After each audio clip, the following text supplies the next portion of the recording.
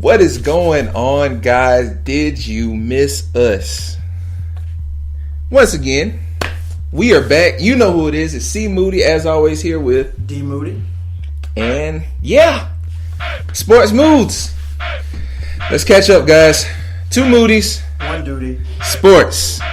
Lego.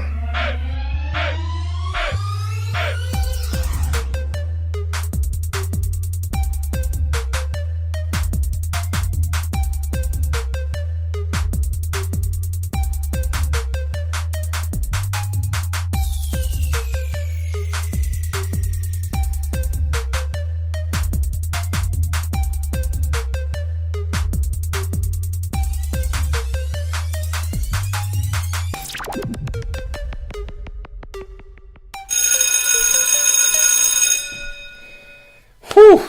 Guys, it has been quite some time. D. Moody? It has. Welcome back. Been a very long time. Welcome back. I'm glad to see you here. Glad to see you as well, man. I appreciate it, sir. It's been a while. A pleasure. I think last time we've been here, I think you said it, we were during March Madness. And as we look at our calendars, it's almost May. We're almost in May, guys. So just a lot of stuff going on. I mean, both of us working retail, stuff changes, stuff happens, get busy, and life. Yeah, you're right. So, the dosage of life for the last few weeks for us. But we didn't forget about you. Oh, definitely. I mean, we were always communicating with one another are we going to be able to do it this week? No, that's not going to work this week because this and this is going on. Right. I got to work this schedule. So we've been working expeditiously, as Mr. Joe Clark would say. Expeditiously. To get back to you guys. We have missed you guys. We know a lot has taken place in sports since the last time. Definitely. We have done this podcast. Yeah. And we're going to kind of roll through some of the chain of events that took place to get us where we are now. Definitely. Since we talked about last time we've been here was March Madness, we have to acknowledge the winners for the women's and men. For the women's basketball championship, we have, I don't want to have a drum roll, Notre Dame toppling Mississippi State 61-58. Good job. Congratulations to them. And I just want to just hit a little snippet of that. I mean, their run to the championship was amazing because everyone really thought UConn of course, would do it as always. Do it. And if South Carolina was to take out UConn, that they would do it. Right. So Notre Dame they've been a great team all year, but it was just the fact of their odds of winning it, and they won their Final Four game versus UConn on a buzzer beater. Yep. And they also won the national championship off game. of the buzzer beater. Same girl, same three. I want to look up her name. I want to give her the respect. I want to say her last name was Shepard. I'm not sure. No, I don't think it was. It wasn't Shepard. It was, if you look it up, because I got something pulled up that I need to refer back to. So I will look her up. But it's been like to do that. I mean, she had ice water in her veins to do that in those two big moments like that. And first and foremost, I want to give props to Asia Wilson because her last year, by us being from South Carolina, that was her last game that she played in the Elite Eight, giving us 4 solid years at South Carolina. Definitely. And then bring a national championship, the first ever on the women's side last season, and just us being both South Carolina natives, just want to give her a big shout out as well. Definitely.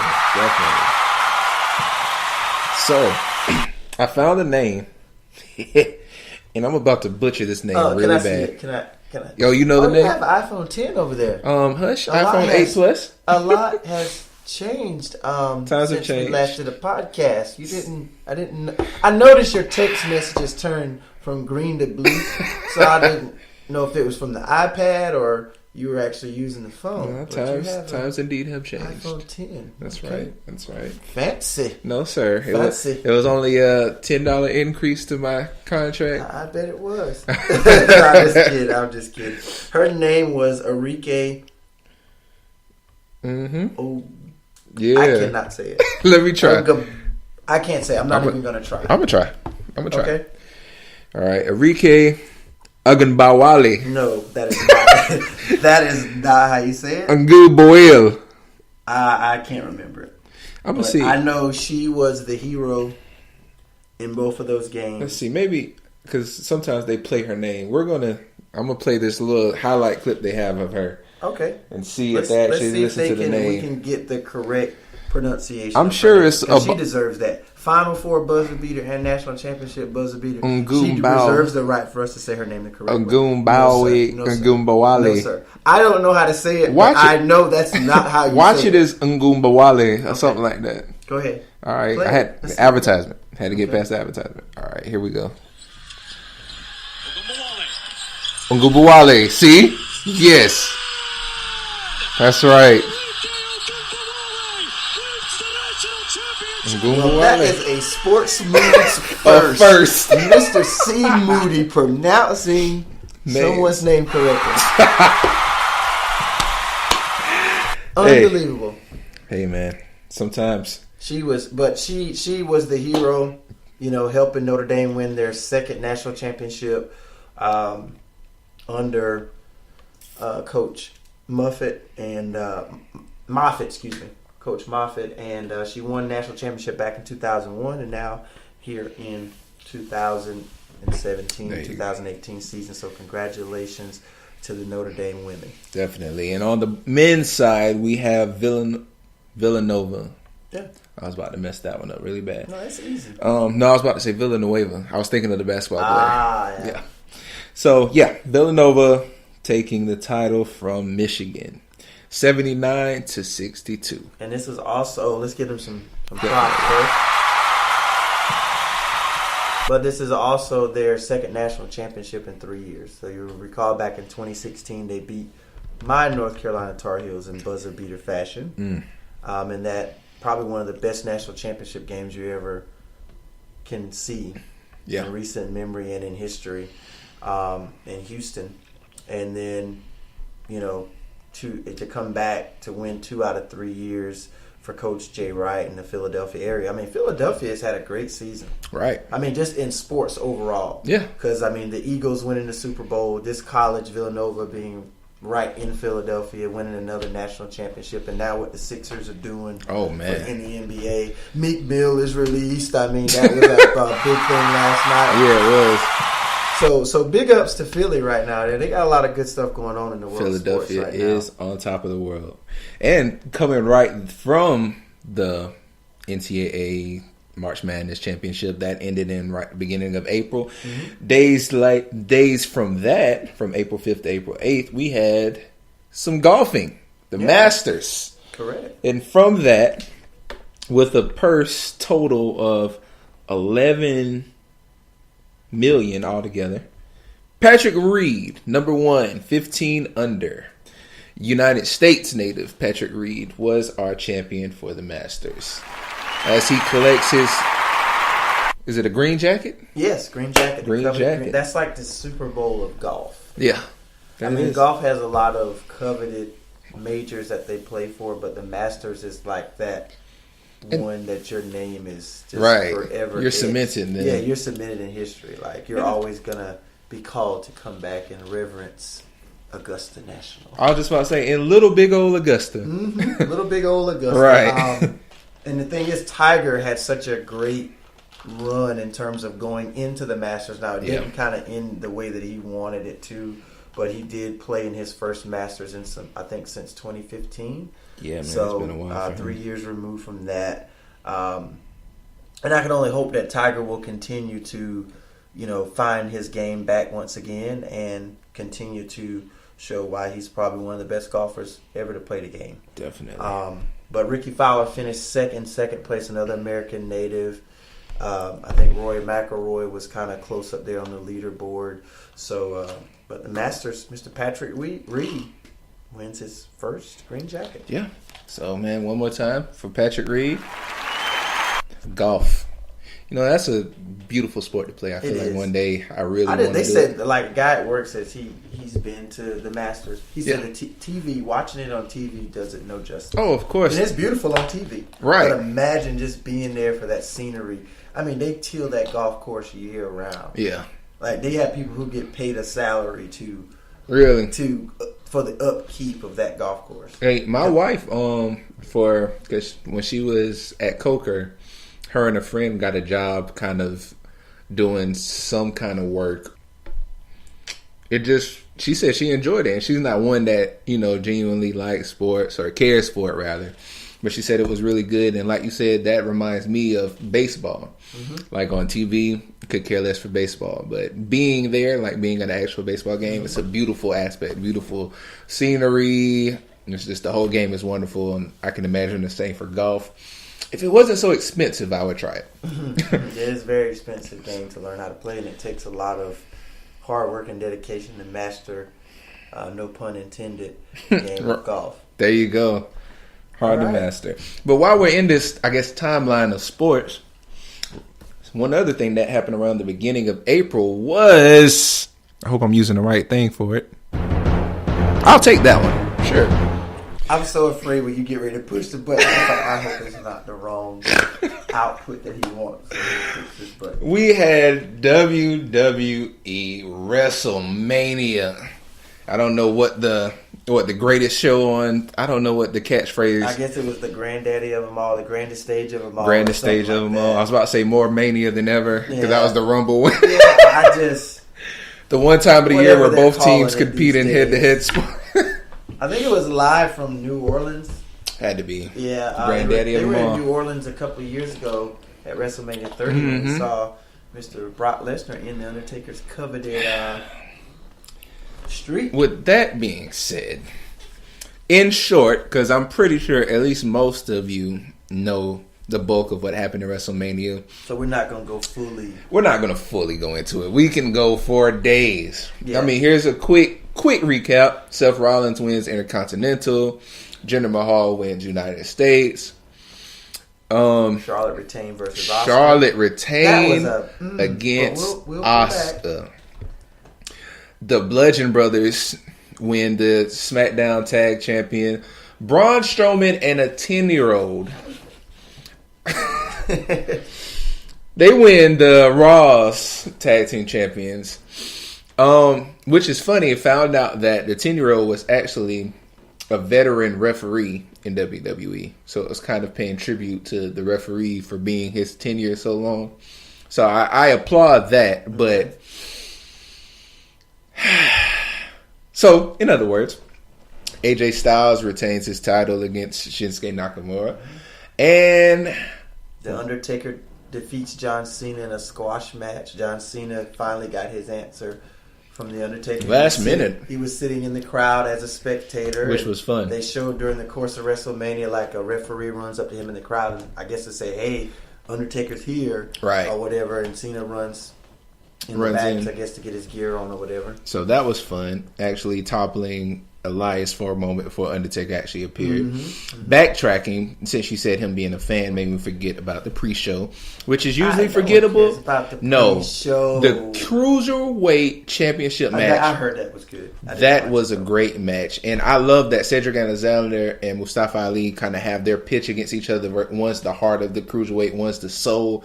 Cedric's the soul, Mustafa's the heart. And they used that as they battled back and forth. It was like, where's your heart? And it was like, where's your soul? It was an intent. It gave a great story to that match. Cedric Alexander won that Cruiserweight Championship match. For the Women's Battle Royal, Naomi snuck out of it and won that. For the Men's Andre the Giant Battle Royal, Matt Hardy won with the help of a returning Bray Wyatt. From the lake of reincarnation. There we go. And now the main event. For all of us, or for any of us. Wait a minute. How dare you skip Rousey and Triple H? Oh, snap. Yeah. That was the match of the night for me. Yeah, I'll go ahead and say that out. That was my match of the night. Ronda Rousey with Kurt Angle toppling and destroying almost. That was actually a pretty good back and forth match. I must admit. Triple H, Stephanie McMahon. I liked how they actually mixed the genders. Triple H. I'm glad that Ronda was. I actually thought he was going to tap. Because that was the rumor going into it that she was going to make Triple H tap. I'm kind of glad they didn't do it like that. I'm glad they did it how they did. That also reminds me, Nia Jax. Oh my goodness. That's not funny. Oh, I'm sorry. Sorry, Nia. I did the wrong one. Nia Jax, because I really like Nia Jax. She wins her Raw's Women's Championship, finally beating Alexa Bliss. Maybe it's because of the whole bullying thing that I was got more intrigued on wanting her to win. And now, if I've said everything, I think you've hit just about everything that happened. Brock Lesnar, the reigning, defending, undisputed Universal Champion, Brock Lesnar. Oh, he retains and wins with 6 F5s. B. Moody has his hand raised. And me and you, since we've been doing this podcast, we've been going back and forth about Brock Lesnar. We both thought that this Roman's going to be put over Lesnar. Yeah. We didn't know if Lesnar was going to re-sign with the WWE. Rumors he was going back to UFC. But you just said how many F5s it took? 6. And how many did it take to beat Braun Strowman? 1. So you mean to tell me it takes more of an effort to beat Roman Reigns than it does Braun Strowman? Yep. One F5 to do in Samoa Joe too, right? Joe. Yep. And how many times have Samoa Joe put Roman to sleep? At least 3 times. And how bad has Braun beaten up Roman in the past? I mean, they've beaten up on each other pretty good. He's beaten up on him at least 4 times. Still, 6 F5s? 6 F5s. Or maybe Brock was just trying to make a point. And doing the Randy Orton, what he did to Randy Orton at SummerSlam a few years ago, elbowing him into the face until he bleeds out.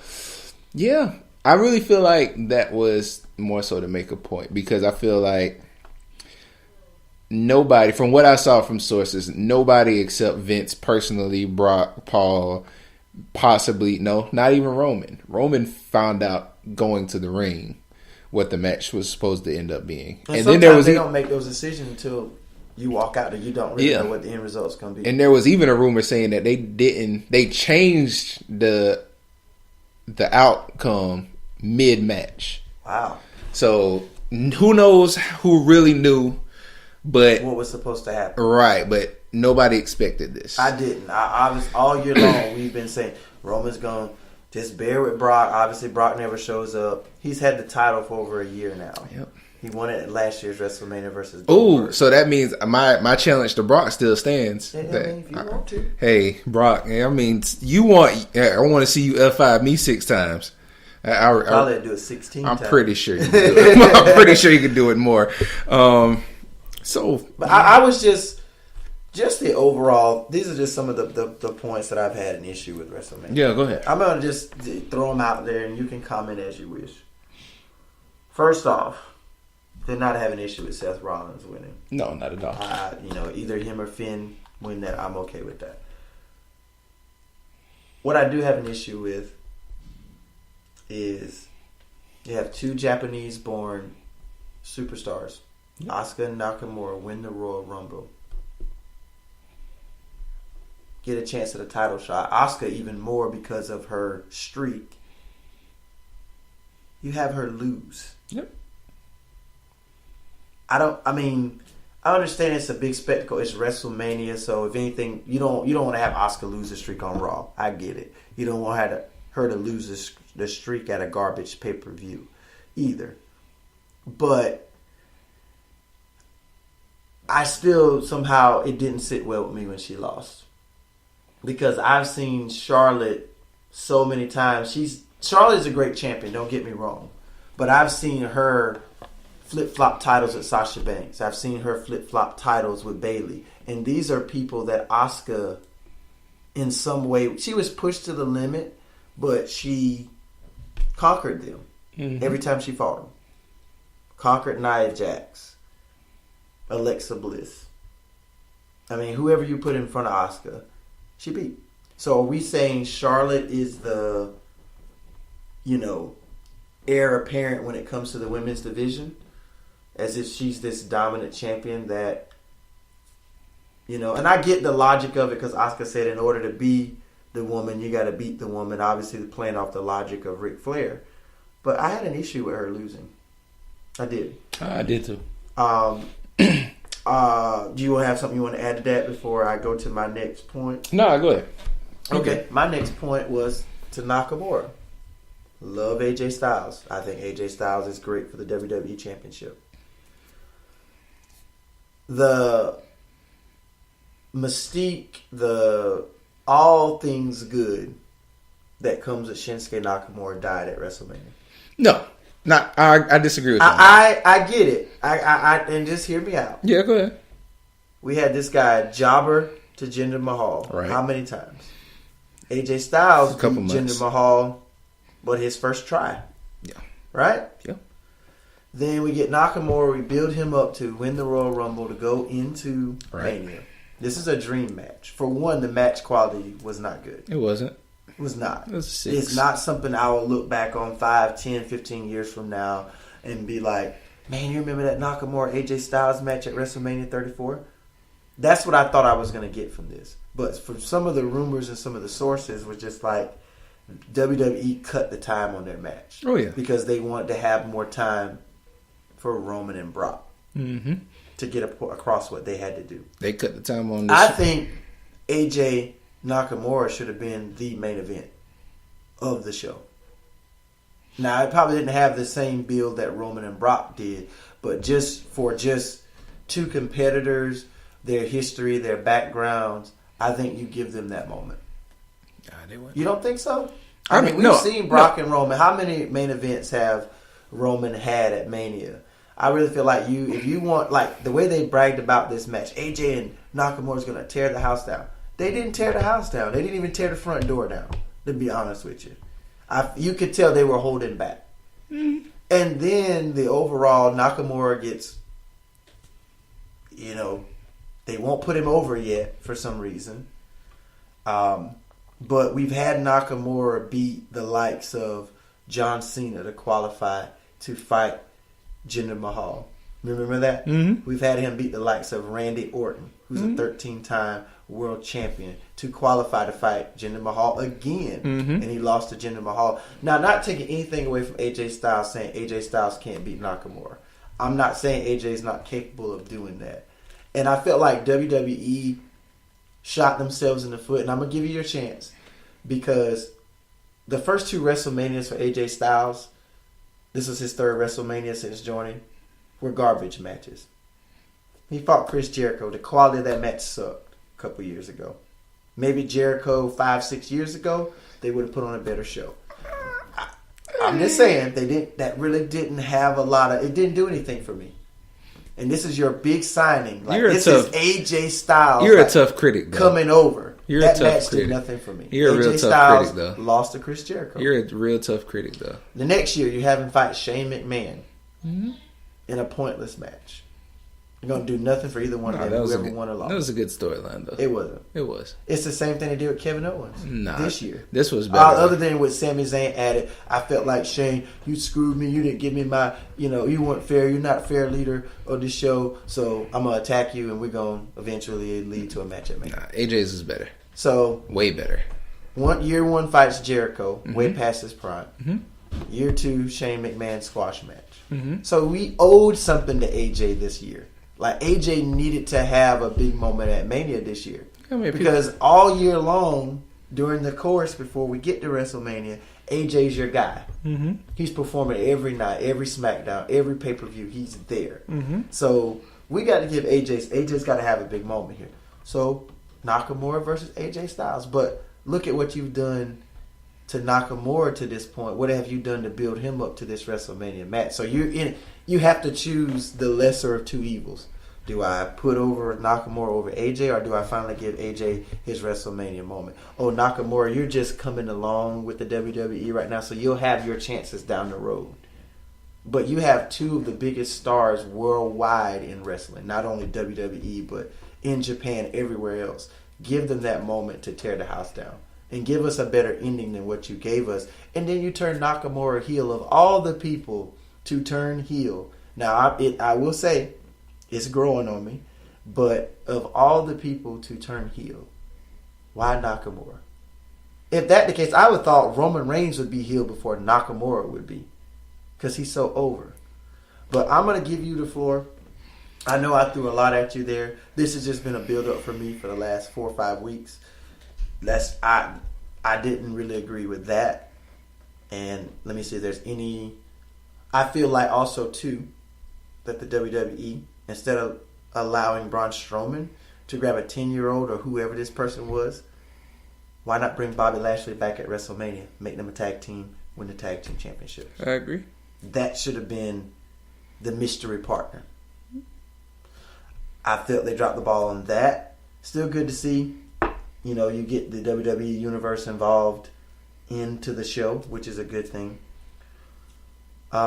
Is there any other thing I had a problem with? The Undertaker Cena match. I mean, I feel like Undertaker needed a win here, so I feel like they had to give him something. Like, man, look, Cena's okay with putting people over. Cena's just your company guy. Whatever you want me to do, Vince, I'll do it. So at that point, because I feel like you can't have Cena beat The Undertaker, but he can't beat Roman Reigns. And Roman Reigns beat The Undertaker the year before. But see, WWE doesn't use logic, and that's where I lose sight of things sometimes. They don't always carry the logic over. But it's yours. The floor is yours. Those are just some of the issues I had with some of the Mania stuff that I saw. See, this is why our podcast be... You're right. I didn't mean to go that long, but it was within me, and I had to let it out. I respect that. I had to. I'm sorry. I wrote down my list of how I'm going to break this down in my imaginary finger on the table. I gave you so many different... You did. So I'm going to give you your time to do so. I'm going to be quiet. AJ Shinsuke. You're right. I didn't like the quality. The match could have been way better. I still enjoyed the match. Could have been way better. The way they built it should have been way better. And figuring that it's possible that they tried to save time for the main event that they wanted, Brock and Roman, seeing that they also cut the time of another possible historic match, would have been the triple threat SmackDown Tag Champion between New Day, Usos, which are always have phenomenal matches, and then adding in the Bludgeon Brothers, which are a really good and growing team. With AJ and Shinsuke, could have been longer, could have been better. I also agree that from a fan's delight, they should have been the main event of WrestleMania. But from WWE, knowing the closed-minded mindset of Vince, it was never been WrestleMania until Roman and Brock both get sick, retire, or Roman decides to go off the UFC with Brock Lesnar. That ain't gonna happen. So, but I will say this, and I didn't like it when it happened, but Shinsuke turning heel was the best thing that happened for him in his character development. That's why I was saying it's growing on me now. Yeah. At first when I saw it, I'm looking at it like, no, what are you doing? No. Because beforehand, Shinsuke, was just, like you said, was just kind of, he started off as a jobber, kind of, basically his popularity was the only thing that saved him from being obscure, fighting Jinder Mahal or tag teaming with Randy Orton for like 5 weeks. 75 many times. Right. So by that part, once I feel like they realized that they're starting to milk the thing out with Shinsuke going, the good guy. And I guess because WWE wants a protagonist versus antagonist, that somebody had to go bad. I agree, because you have face versus face. And sometimes you can get great rivalries out of face versus face. They can, because you think about Undertaker and Shawn Michaels when they did their WrestleManias. They did 2 back-to-back WrestleManias. Both of those guys were face. But they're your legends. So to speak, Taker, you can. But you have 2 legends worldwide with wrestling. Taker was... He was faced by default, though, because of the street. Exactly. Like, if you look at how he played and his promo, it's all what would be heelish. Yeah. Mm-hmm. So I agree with you, but yeah, still, if in WWE's perfect world, they would always have a set protagonist, set antagonist, and would have the fans which is hilarious on something later on. Have the fans cheer for the pros, boo for the ends. But sometimes it has the opposite effect. It does, and that's what WWE hates. Unless it fully opposite us to be right. this, but we see him as this. You're not going to sway my judgment of this superstar. Exactly. I'm going to cheer for him regardless if he's good or if he's bad, because this is some people get invested in the superstar. Yeah. So whether Nakamura's heel, whether he's face, Shinsuke my dude. Like, true. I'm still going. I mean, I still like Shinsuke, even though he's a heel. Mm-hmm. So, but that's all my problem with that match. Do you feel AJ should have won? You're okay with AJ winning? Yeah, I am. This is Shinsuke's first. That's why that's the mindset that I felt people had. Like, and as I try to break it down to you, pretty much AJ hadn't had a defining WrestleMania moment yet. Right. We had to do something for him this year. Right. Shinsuke, we know you gonna get your moment, but just wait. Just wait. Right. We got something planned for you. And in saying that, possibly could be the same aspect of Asuka. But still, Asuka's on, honestly, in the aftermath of that WrestleMania match, it did nothing for Charlotte. It did. Charlotte's still the same WWE champion that if she would have fought if she would have fought Sasha Banks at WrestleMania and won a championship, then it looks the exact same. There's no higher purpose, and they didn't build off of the fact that she beat Asuka Street after WrestleMania. Mm-hmm. So really, it turned like Asuka's now dropped until mid card in my eyes, and she hasn't even been on TV except like maybe for a little bit of time. She came around TLC, so maybe 5-6 months at the most. So, and then my thing is for Charlotte to have such a somewhat, I guess, a career-defining win. She's the only person to beat the streak. Then you have her lose the belt. The only way to build back Asuka, the only way to build back Asuka is she goes back on another streak. But my thing is this: I honestly felt like I think what should have happened. Now you may disagree. Let Asuka win. Yeah. Or even if Charlotte wins, fine. Asuka should have won. But Asuka should have won. Have Carmella cash in on her. Nah, Carmella beat Asuka. That would have been the perfect. No, I'm just saying, like, Charlotte and her celebrating, have her, like, come in, knock both of them out some kind of way, some kind of freak. I would have been madder to see Carmella come out with that championship if Asuka won. But I think that would have made I know you probably don't see it, but a lot of people felt they should have had Carmella cash in at WrestleMania. But then, honestly, whoever won. The only reason I didn't want that because in my mind it would have only just been a recreation of the Seth Rollins with Roman and Brock. But I mean, for the women's side, though. I mean, but we do that all the time. We have the women's this is the mirror first time image. We've ever seen a Money in the Bank scenario in the women's division. Why not go for it at WrestleMania? It doesn't do nothing for her at SmackDown. It's too copy and paste. It's too copy and paste. True, I get it, but I still feel like that would have brought about more, or have her try to cash in and still have Asuka just take down Charlotte and in the height of her victory still stop Carmella. Now that would have been better. Yeah, like even though Carmella just tried to ruin Asuka's defining moment in the WWE, and Asuka still was able to win her title and then retain it within minutes of winning. So that shows to me that in all, Charlotte Flair is the Roman Reigns of the women's division. Oh man! But she's a good Roman Reigns because everybody loves her. But she is the Roman Reigns of the women's division. I just had a problem with Asuka losing. That's all. Hey, Charlotte. Now, like, what do we do with her now? How do we build her? Exactly. Because she's on SmackDown now. I mean, she could build her way back up. Like I said, the only way for her to go good right now is to go back undefeated. She has to go undefeated for this entire year and go fight Charlotte again. But I think next again WrestleMania. Now she's already championship caliber, so I think she needs to be thrusted back into the championship picture.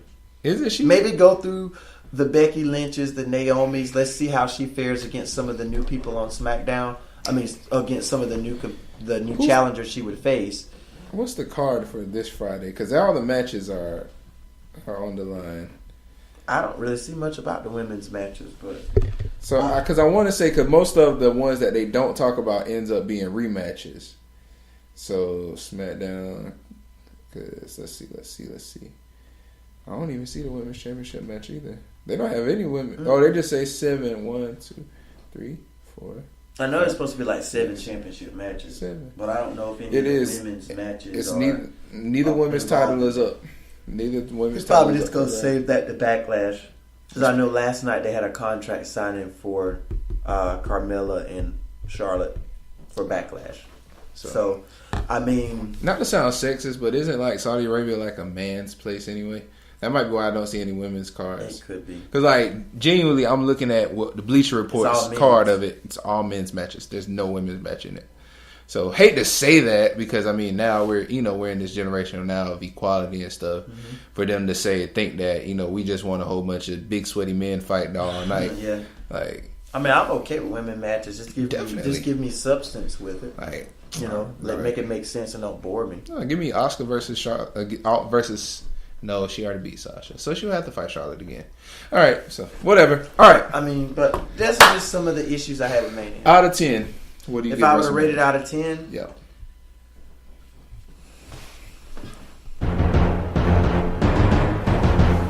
WrestleMania built me up. I wasn't really super excited about WrestleMania anyway. Yeah. Only things that really intrigued me going into WrestleMania was the Ronda Rousey, see how she was going to do. The AJ Shinsuke that just flatlined. I was kind of intrigued with Roman and Brock just to see how Roman and Brock, if they were going to stick to it, would they finally put Roman over? And they didn't. Nope. And it felt so wrong. And in a way, I felt some kind of way for Roman. Like, he's walking away from the ring. Like Roman, I know I'm not your biggest fan, but I feel like you just got robbed, dude. Yeah, he did. I've been looking at I felt something for. That's the first time I truly felt something for Roman Reigns. And can I say something? Like, when I saw it, like I said, throughout the whole WrestleMania, I was like, okay, Roman's going to win. F5-1, Roman's going to kick out. 2, 3, man, Roman's going to kick out. He's going to look strong. 4, is Roman going to kick out? 5, I was like, and the elbow, and I was like, Roman is not going to win. And the way it looked, you were just looking like, are they really going to do this? Yeah. Like, is Brock hijacking I thought Brock wasn't following the script. I thought he just went I still think that, honestly. Completely against I still think what Vince wanted. Brock was like, you want me to stay? I keep my title. There's no other way to talk about it. And now it's the fact who is going to beat him? Roman's going to beat him this Friday. I think Roman's going to win. Roman's going to win Friday. And I honestly think Shinsuke's going to win too. You think so? Mm-hmm. Okay. I just have this weird feeling. I've been thinking about it all day long. What is your 10 out of 10? What is your my score? I am so sorry. I am all over the place. My rating for WrestleMania. Oh, God. 6 out of 10. I figured. The high points was I'm glad Seth got a title. Seth just looks good with any championship. Yeah, he does. He makes anything look great. Yeah, he does. He's going to bring attention to it. The Rousey looked really good. That's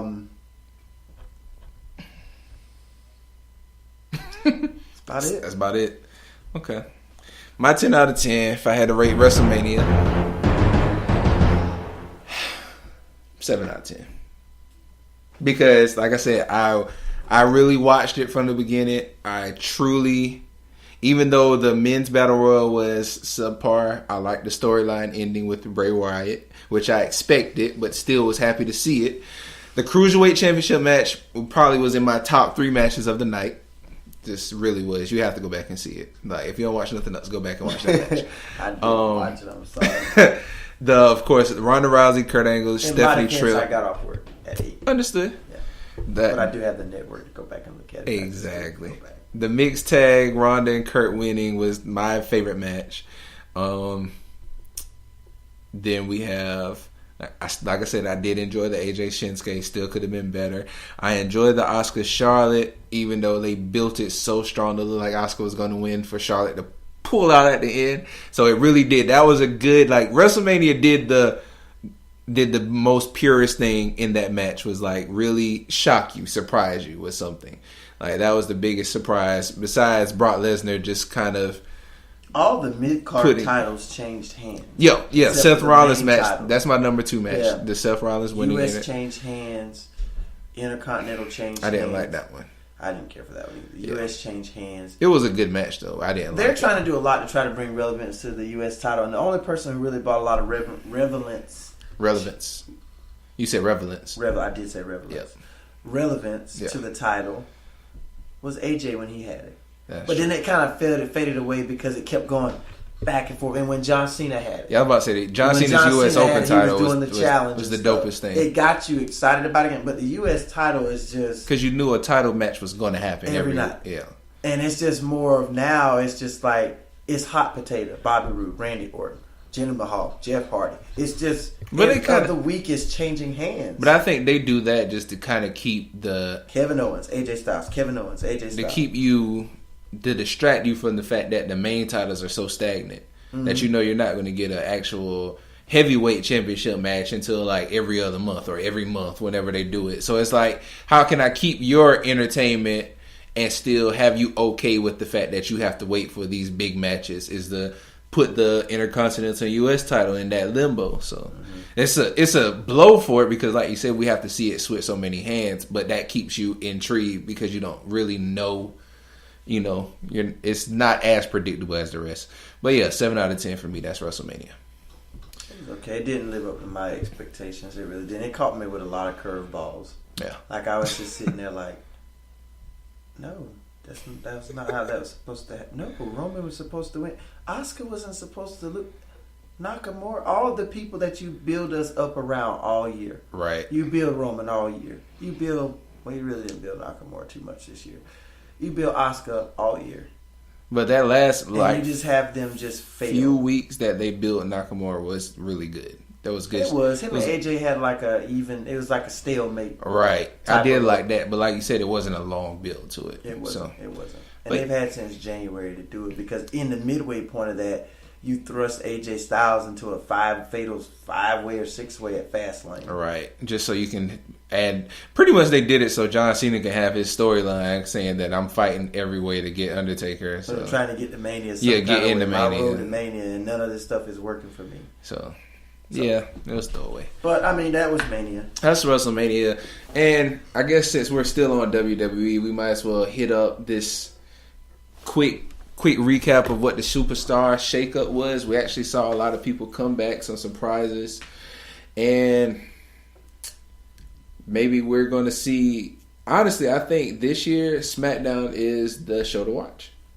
And it started out that way last year after the shakeup, did. And then they lost the momentum. Yeah, because they had to force the Jinder Mahal. Yeah, and that's when it started to go down. Exactly.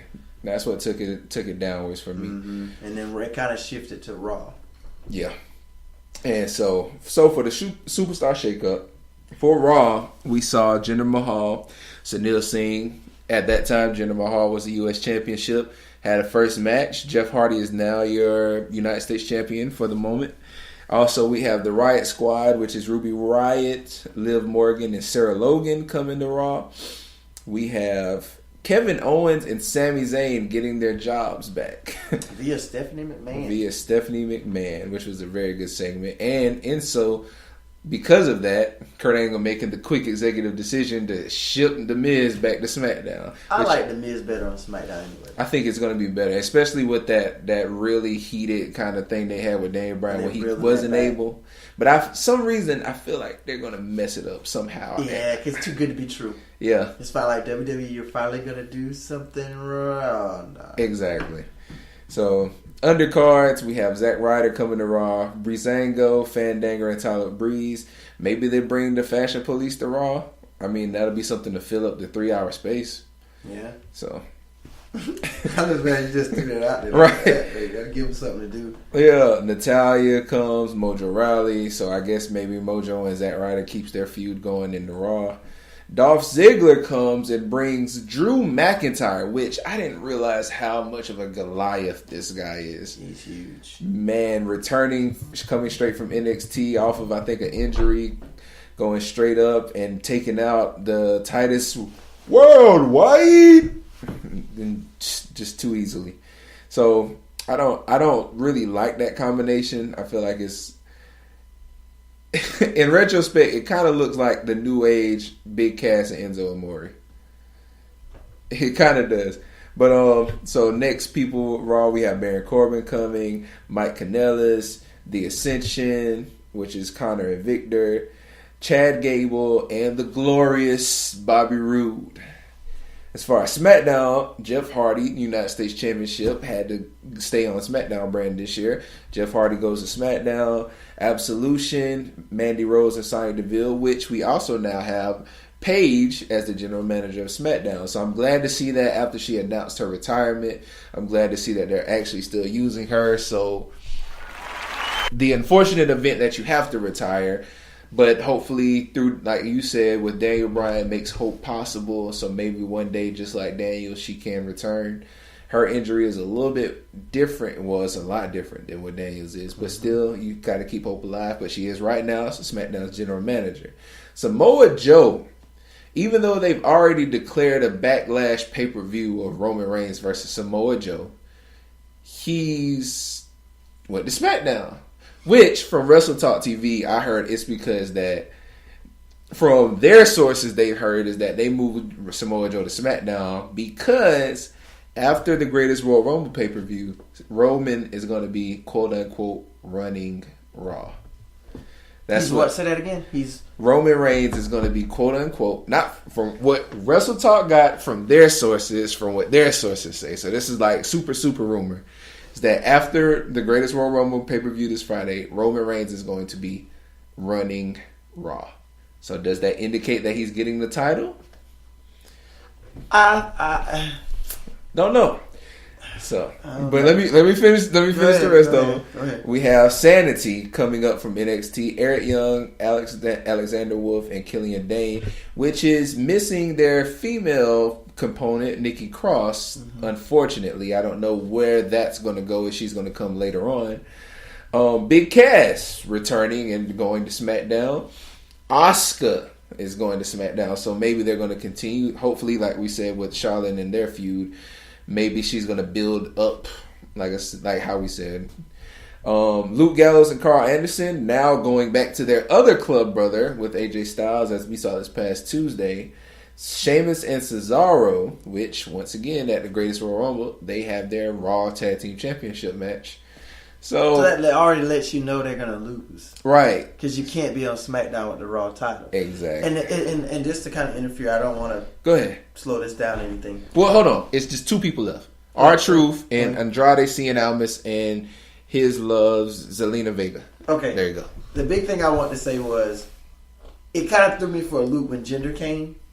Because I was like, U.S. title. Use the U.S. title Intercontinental is on separate shows. So I thought they were going to switch. There's no way they're going to... I said, they can't send Seth to SmackDown because he's Monday Night Raw. Yeah, that's true. So I'm sitting here thinking like, how is WWE going to pull this off? Because we got the U.S. champion and the Intercontinental champion at the same on the same show with the Universal title. You want to know my hope? They made a new title.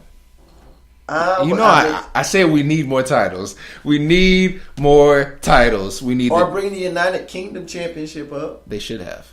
Yeah. And then I think they just made a North American Championship. I remember hearing that. But when I saw that, I was like, Jinder losing this belt.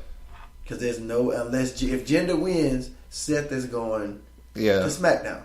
And then he would have been Tuesday Night Raw. Yeah, but I said you can't say Monday Night Raw. You done made all these shirts and all this memorabilia. So I said Jinder is losing this belt. I called it. I said Jeff Hardy is going to win the U.S. title and he going to SmackDown tomorrow night.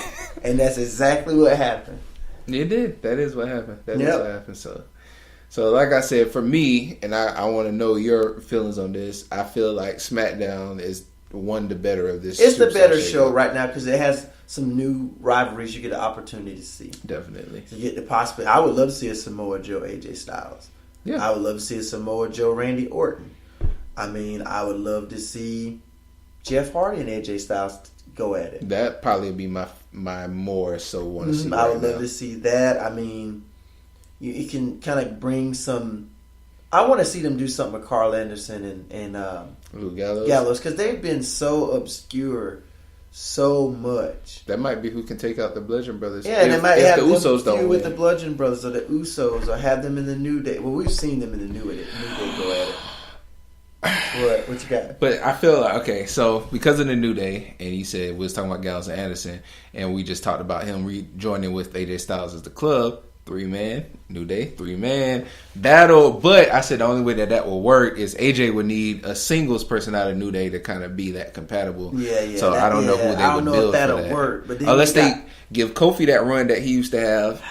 Let Xavier do it. I would love to see. No, you know what? Nobody gives Xavier Woods his credit. I would want to see Xavier Woods and AJ Styles, and I bet you they'll tear the house down. I put my money. No, I'm not gonna say put my money. Because I always lose bets. So I won't say that. But I can almost guarantee that they would. Xavier Woods and AJ Styles would be a 5-star match. I believe that. I would have in my to see heart. it. I believe that. And I'm not doubting Mr. Xavier Woods. He's a great talent. And then that's a perfect matchup for the tag part because you got Carl Anderson, Kofi Kingston, Luke Gallows, Big E. That's almost the perfect 3-on-3 matchup. Almost perfect. Then they can make that 3-man tag thing, 3-man championship. See, we always can see a Survivor Series, the club versus the Shield. The Shield is always. Hopefully they actually do it. For. Yeah, I hope they actually can do it. And if that does happen, I hope they keep because like you said, when the Shield first got back together, that Dean was going to be the one to turn on everybody. They keep it until then or after then, because I would actually be. I don't know. I wouldn't want to see it at Survivor Series. It would be a good spot to put it in, like right in the middle of it. Because you got the two brands, because both of them are on separate brands. Exactly, and then Dean turns. But I would like for that to happen sometime after. Maybe that builds up to like how you said, the Seth-Dean WrestleMania, I think you remember saying. Mm-hmm. So do it like that. But overall, I think SmackDown, you got some newness of some stuff. Now, you look at Raw, you got some good talent over there, too. I mean, I want to see what they're going to do with Drew McIntyre. I don't like the fact that they have him attached to Dolph Ziggler. I don't. Even though I love Dolph Ziggler. I'm not a big fan of that. I love Dolph Ziggler, but I'm not a fan of that. Yeah, me neither. I would like to see Ziggler kind of get into the Intercontinental picture again. And Drew go up. So. And Drew kind of go up. Maybe. As big as Drew is, I would want to see him fight Brock. Yeah. I would want to see him fight Roman. Or go against Roman or go against Braun. Strowman. Shoot, you even got Bobby Lashley. Lashley over there now. Yeah, they can really have because like I said, we know that Vince McMahon likes the idea of big, super strong guy. Use Drew McIntyre. That can be the person to elevate really half of the people out there don't need that elevation. Roman possibly. But which I hate to say that because I love Roman. But yeah, they can make that upper card so much better if they go ahead and just let him go up that way. Mm-hmm. And even then, I would, they can actually still make it work, keep the connection. Dolph Ziggler wins the Intercontinental, Drew McIntyre takes the heavyweight. Then they even fight to go take the tag teams. Like, let them be like I want to see a dominant kind of situation right now. That wouldn't be believable for me with Drew and Dolph. I don't know. Dolph just doesn't have that. But Dolph in the Intercontinental. They did that with Triple H and Stone Cold one time. Yeah. That was believable because I think Stone Cold was like that's when the WCW first came in. Stone Cold was like the WWF champion. I think Triple H was the world heavyweight. I think so. And they both won the tag team championships too. So they had pretty much all the belts. But it was just more of, I don't see that with Dolph though. I mean, but that's the division Dolph can win in. I can see Dolph beating. He can win Intercontinental. I would like to see him feud with Seth. And I would like to see that. Who else is over there that could be a really good card for the Intercontinental? Chad Gable. Chad Gable's over there now. I really hope he has possibly him and Finn Balor, him and you know what Seth I think they're going to do though? I think they're going to wait for Jason Jordan to come back. And Jason and they're going to be like, no, they're going to feud first. They're going to have the Seth Rollins Dean Ambrose situation. They're going to feud first, then realize we're so much better as a team. Then American Alpha comes back because they realize that Jason Jordan is not going to. He's not going to do it on his own. He can't do it by himself. He ain't going to do it. Even though he was doing it, he was actually getting there before he got hurt. I was actually enjoying to see Jason Jordan before he got hurt. He just kept getting on my nerves, and I like that fact about it. It's like, stop! You're interfering. You're gonna cost him the match, and then he created a lot of drama. Exactly. I like when he like suplexed Roman that time. He showed that I'm not scared of you. I'm not scared of you, and type thing like that. Even but still over being with the the shakeup, coward. I think SmackDown won. Oh yeah, definitely. So Bobby Roode's on Raw, but I don't think they're gonna do. I don't think they're gonna use him that much unless they let him go heel. I think they put him on Raw for him to go heel. I would like to see him go heel. Yeah, I actually would hope. I liked him better in NXT when he was a heel. Yeah, I was about to say. I remember hearing. I don't remember his tag partner, but was it Beer Money or something that he was a part of? Mm-hmm. So I don't know who his tag was, but I never seen it because, like I said, I really suck at trying to watch NXT just because I don't keep up with it, and I really want. I've heard that the NXT weekend of WrestleMania trumps WrestleMania. It does. Every single time they have an NXT takeover, it's always better than that big brand. So I really have to see that. And Triple H is over that. Of course. That's why I'm just praying to God that one day Vince just turns it over to Triple H. Oh yeah. Let Triple H when and that Shawn happens, Michaels run this thing. When that happens, let Triple H, Shawn Michaels. I really honestly feel like both of them together. They were from the Attitude Era. They can bring some of that substance back. I would let The Rock be a part of it. Or The Rock, give or him, Stone, like all of them. Really, like just the four horsemen over it. Like Triple H, of course, will have to be the helm now, being the new heir. Then, like you said, The Rock, Shawn Michaels, Stone Cold, just them four in general. Just let them run. Vince, you've already approved us. We know you're Vince McMahon. We get it. Right. But that's pretty much what's going on with WWE. So that pulls up to the Greatest Royal Rumble, which the card is. I'm just going to go through what the card is. Universal Championship Steel Cage match. I'm going to say the main event out first because we already know. Brock Lesnar versus Roman Reigns. Intercontinental Championship would be a fatal four-way match between Seth Rollins, The Miz, Finn Balor, and newly added Samoa Joe. I like the idea how they have 2 Raw and 2 Raw, 2 SmackDown in the match. So I guess they kind of did that to kind of make it fit. It kind of makes sense though. But I still think someone from Raw will win it.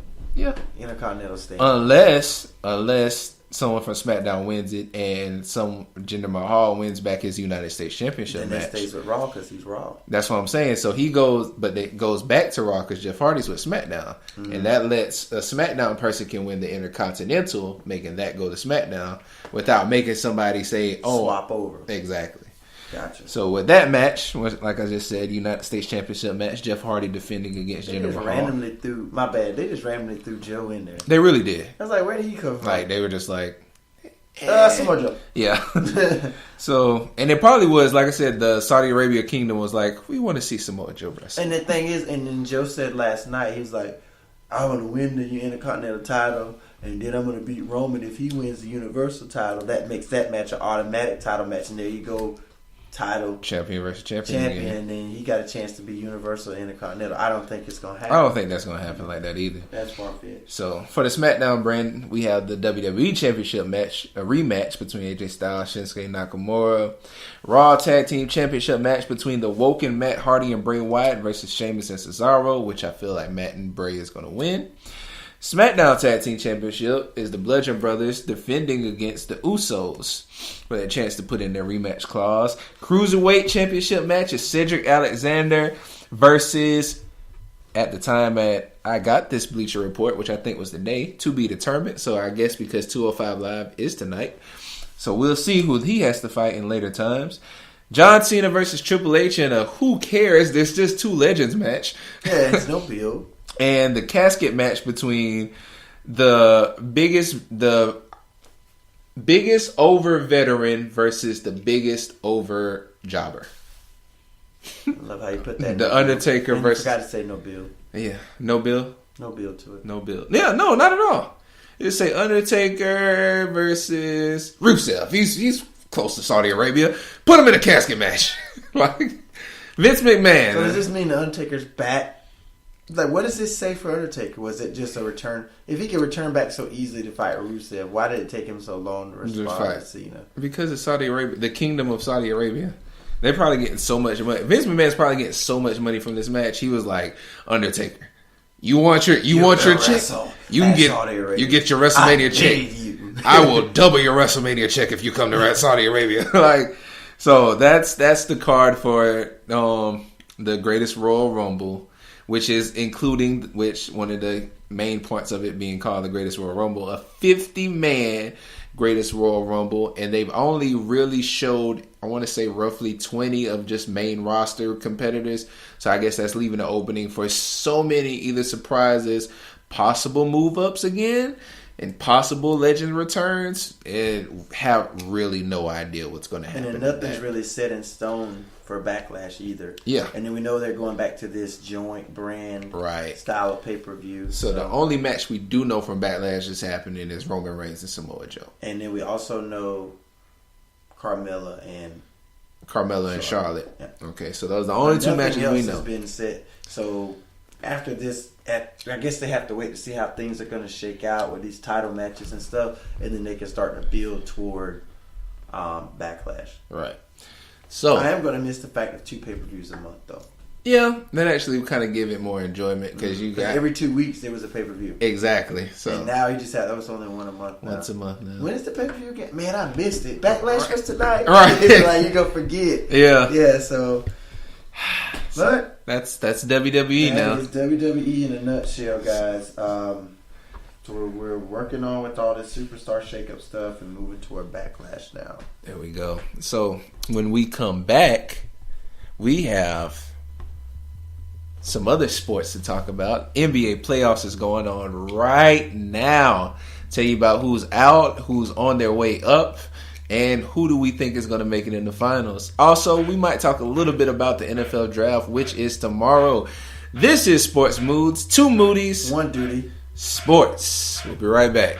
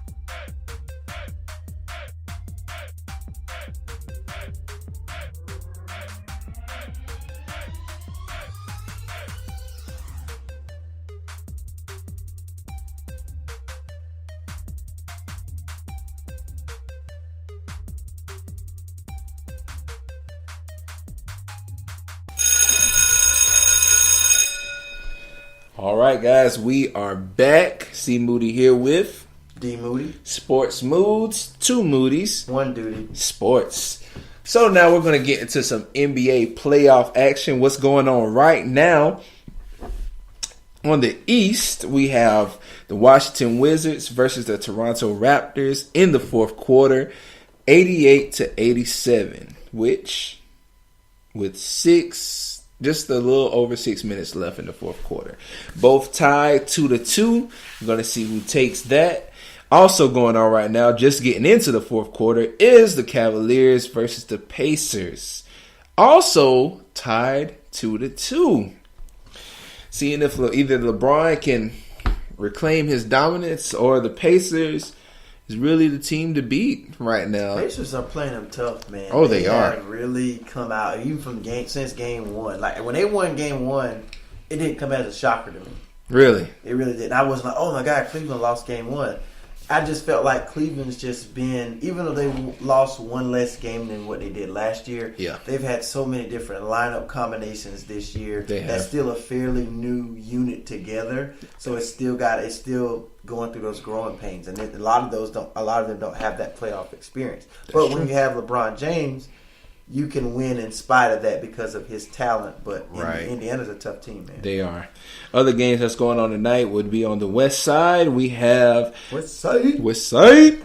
The Houston Rockets take on the Timberwolves. Houston looking to close this. Already up 3-1. Timberwolves fighting to stay alive at 9:30 Eastern time. Can I make one comment? Okay. Did you get to see the other night that 50-point third quarter? I missed it. I watched I watched it till halftime. He made me think it was 2K or something. I'm just sitting here like Harden outscored Minnesota in that quarter by himself. He scored 22. They only scored 20. That's ridiculous. So they got outscored 50-20 in one quarter. And I figured the tide was going to shift because, like I said, I watched it up to the half.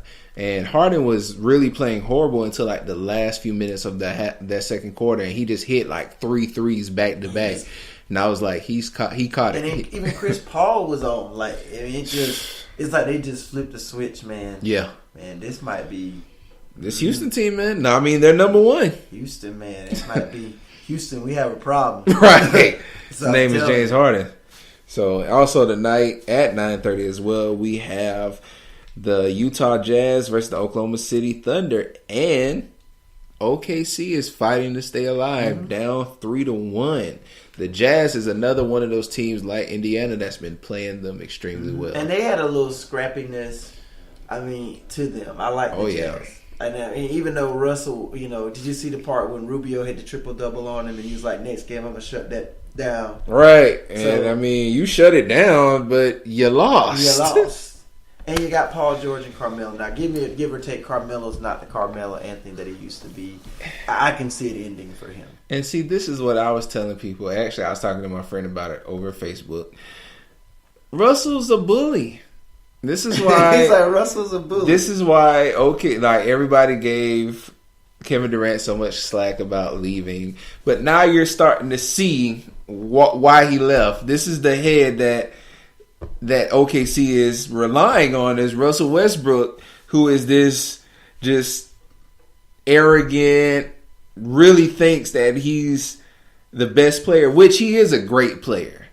But he's worried about stats. You saw last year, it really, honestly, I think the team was afraid to not let him get triple doubles. That's why they backed out. You saw, like, anybody can argue saying, oh, he still had to jump to get these rebounds. Oh, he still had to fight to get what assists. If you saw how many times the teams like backed out the way so he can get rebounds, that's not basketball. That's stat padding. And that's exact. Now that you bring that point up, me and one of my coworkers at work, where we were discussing it too, because everybody was like, well, we was like, who do you think MVP is? And I said, it's probably between, a lot of people say Harden, LeBron, or Russ. He was like, well, Russ shouldn't get it because Russ just padded his stats so he could average a triple-double for the second straight year. Like, I can see if he's saying some of the same stuff you said. He was going out there just laying it all on the line. But you could actually see just right the like people allowing him. We have to allow him. He needs this many more rebounds to average that. He's so close, so we got to get it for him. So, you know, I mean, I respect the averaging a triple-double. It's not easy to do that. But at the end of the year, if you fall a little bit short of it, you fall short. Right. Don't. The important should be the team. The winning, yeah. Right. That's what I agree with. So, and I mean, they're in the playoffs, but still, you can just tell. I really think Paul George is out after this year. Yeah. He's gone. There's no real communication, chemistry. I saw it on his face the other night. They had a close-up of him with his hands on his knees. I think they were at the foul line, or he was, they were game stoppage or something was going on. He just had his hands on it. He was just like shaking his head because he knows this is it. If we out, I'm out. He joined the team where it was like, hey, welcome to OKC. Now work for him. Work for Westbrook. Like, that was it. Like, and I hate to say that because they never looked comfortable in that system. No. Carmelo never looked comfortable. No. George never really. They did some good things together. I'm not going to take that away. Yeah, definitely. I mean, because they're all basketball players. Long term. Yeah, they're like, people be like, well, they win right now. They can score, they can win. Of course, they're basketball players. They're going to find a way to score. They're going to find ways to play together. But there's no genuine chemistry. And like I said, ultimately, it just looks like it's Russell's team. I'm allowing you to do what you do. And now this makes Russell look even. Not saying it makes him look bad because he's a pure athlete. No, it does. But when he's had other talent around him, right, he's yet to achieve anything. Yeah, and like you said, KD, Harden. Which now I feel as though Harden part he wasn't himself. Harden wasn't the Harden that he is now. And Harden leaving was more so due to just the management that didn't believe in Harden. Yeah, they did. Like KD was, like I said, KD, which my joke today was that KD was like in Tyler Perry movies, the tired black woman that was tired of being abused, and he finally found a way out, and he got somebody that was willing to You heard that just now, didn't you? I did. That is hilarious. So, due to the fact that I have an iPhone, I have to just go ahead and address it right now. That now my iPhone and iPad is connected, and I tried to make sure I disconnected them, but I couldn't really find the piece just a minute ago. You don't and so say. when my phone rung, my iPad rung. So that's what it was. But going back to what I was saying, KD's just been that person. He finally just decided to leave that bad situation, in which it shows its ugly head now, because now he got a new set of all-stars being Paul George and Carmelo. And like you said, Carmelo isn't the same Carmelo, but he's still Carmelo. He can shoot. He's an offensive player. And they're just not executing together. Not meshing the way I thought it would. Right. And obviously it's the first year. I mean, it takes a while, because even when the Heat had their superstars together, it took a while to mesh, but they still went to the finals based off sheer talent alone. Exactly. But I know Carmelo's kind of behind. He's in the last leg of his career. Paul George still has a lot to offer. So does Russell Westbrook. But at that point, you still have to have a coach that can manage all those egos. I think Scott Brooks, when he was with OKC, couldn't really manage those egos.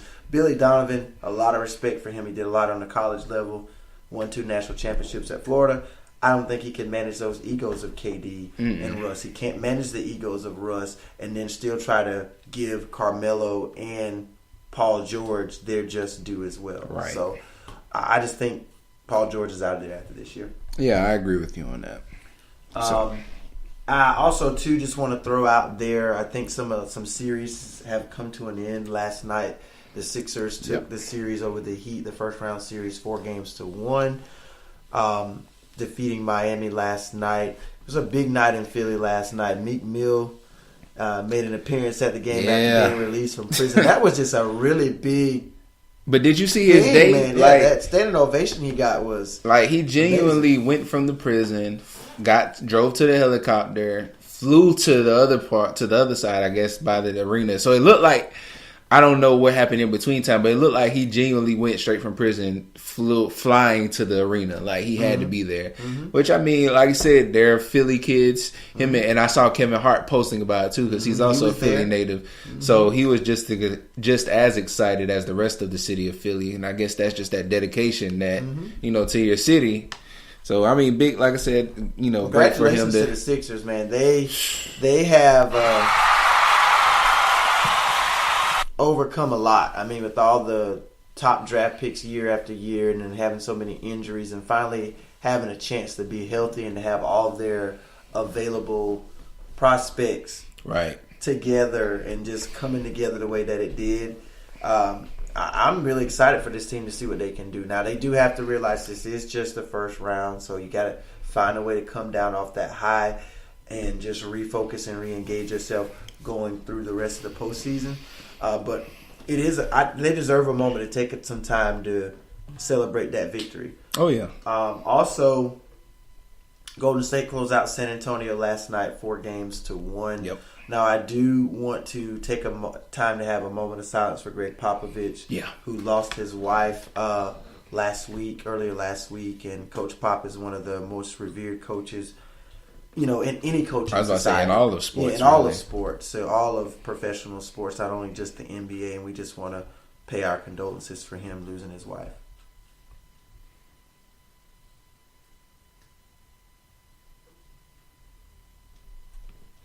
And we just want to acknowledge that for Coach Pop. I mean, it's got to be tough. You're right in the midst of the playoffs and all the stuff kind of speculating around Kawhi Leonard, if he's going to come back, or are they going to re-sign him? Is he going to test the market? Will Ginobili return? Will Tony Parker be back? So the Spurs kind of have a lot of unanswered questions. And this is the first time we've seen them in this type of a situation in a long time, because they've had almost 20 years of just complete success. This is the first time in almost 17, 18 years that they didn't win 50 games in a season.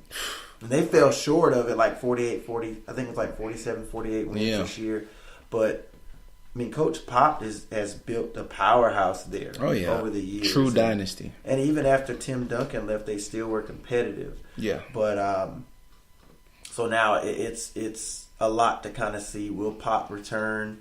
Where the state of the San Antonio franchise will be going into the offseason, going into next season. Right. But Golden State wins the series just without Steph Curry. Got to wonder when he's going to be available to return. Definitely. I do know KD kind of tweaked an ankle. Yeah, he a couple of nights ago, so I don't know. Did you get any? Nah, as far as I know, that was game 4. 4, I think. Yeah, game 4. And he played game 5, so it looks like he's pretty healthy. Okay, well, for that's the most part. Because they've had some injuries this year. Yeah, and kind of make you hold your breath. Yeah, in certain situations. So I just want to know when Steph comes back and how effective will he be when he returns. Oh man, and I feel like they're surprisingly going to need it. They're going in to face a New Orleans Pelicans team who swept Portland Trailblazers, and that shocked me. But I'll let you go ahead. No, I agree. It shocked me as well. I mean, Portland is always the team that we know is going to get into the playoffs, but it's no further. We never know what they're going to do. And this year, I had more expectations for them because how D-Fame was playing. Yeah. And they went on a little stretch there where they won like 13, 14 games in a row during the course of the regular season. Right.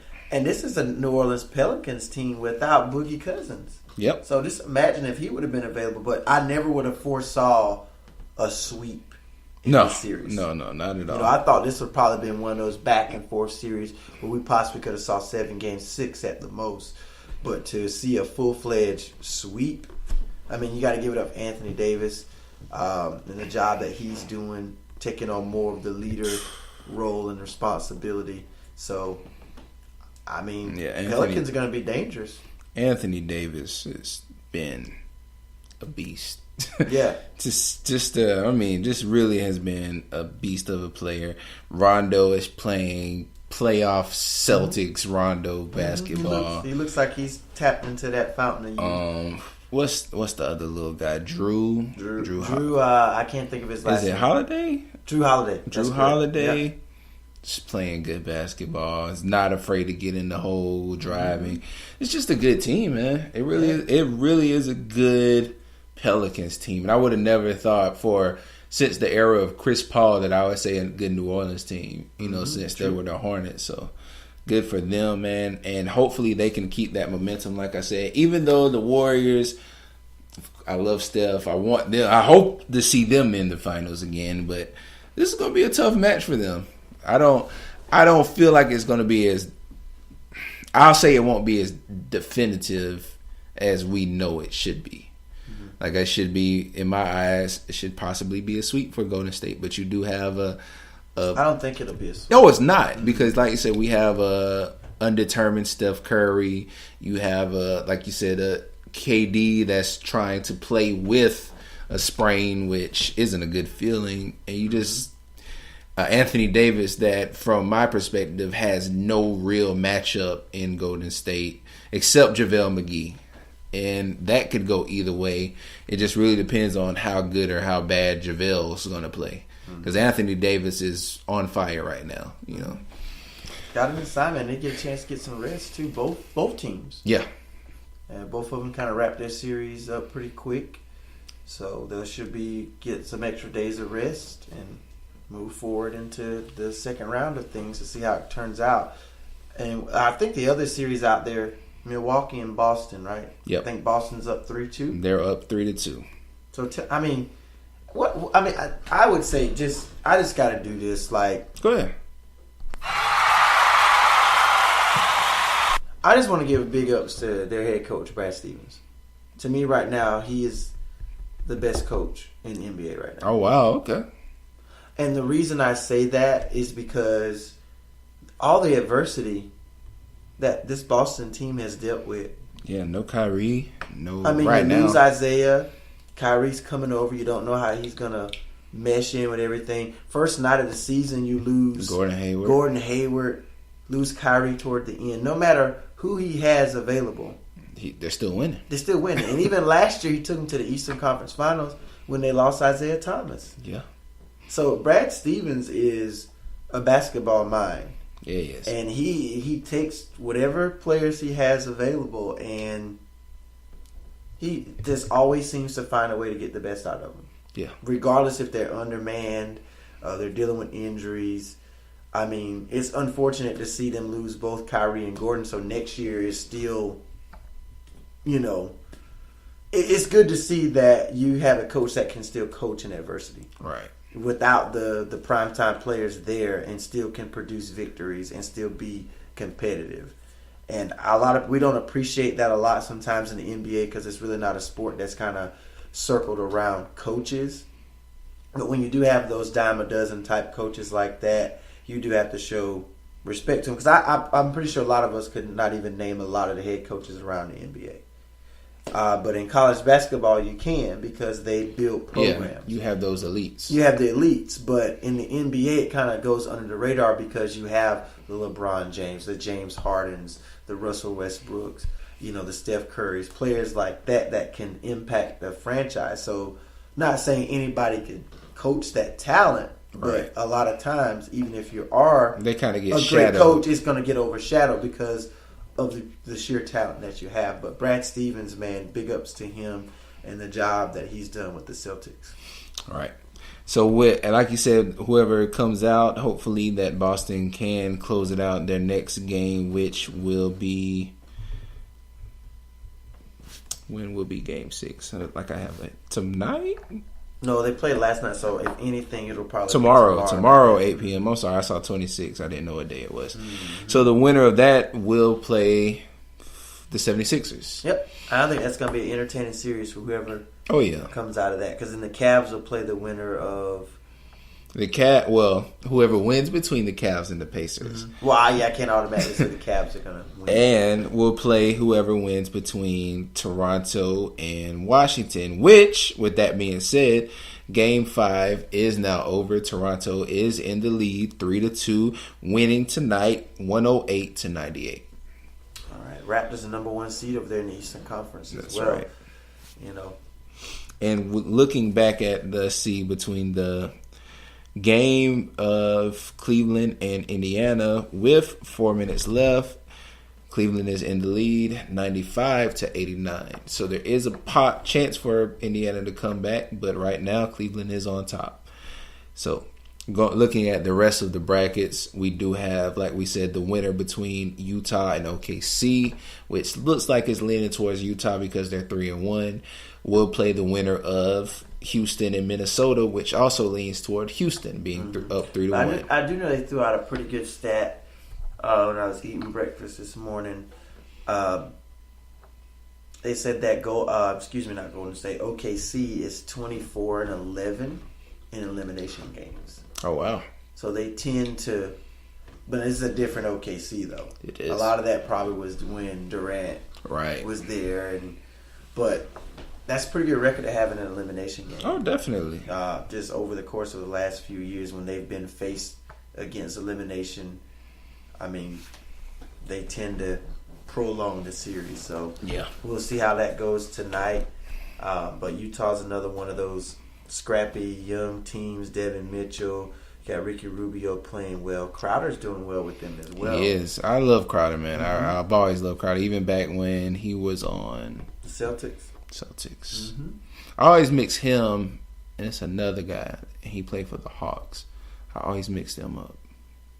I can't remember his name, but that's all I can think of right now. Oh, it is it's like a crowd, something Crowder or something that played for them too, or something. Right. Like that. I remember who that was. I can't remember his name, but I know who you referring to. So yeah, so that's what that is. Going back to the New Orleans and Golden State, their game 1 will be the 28th, so this Saturday. Okay. So that's what we have for the NBA. Oh, I said we will pick who do we think will be the finals matchup if you had to choose between what's going on right now. Man. The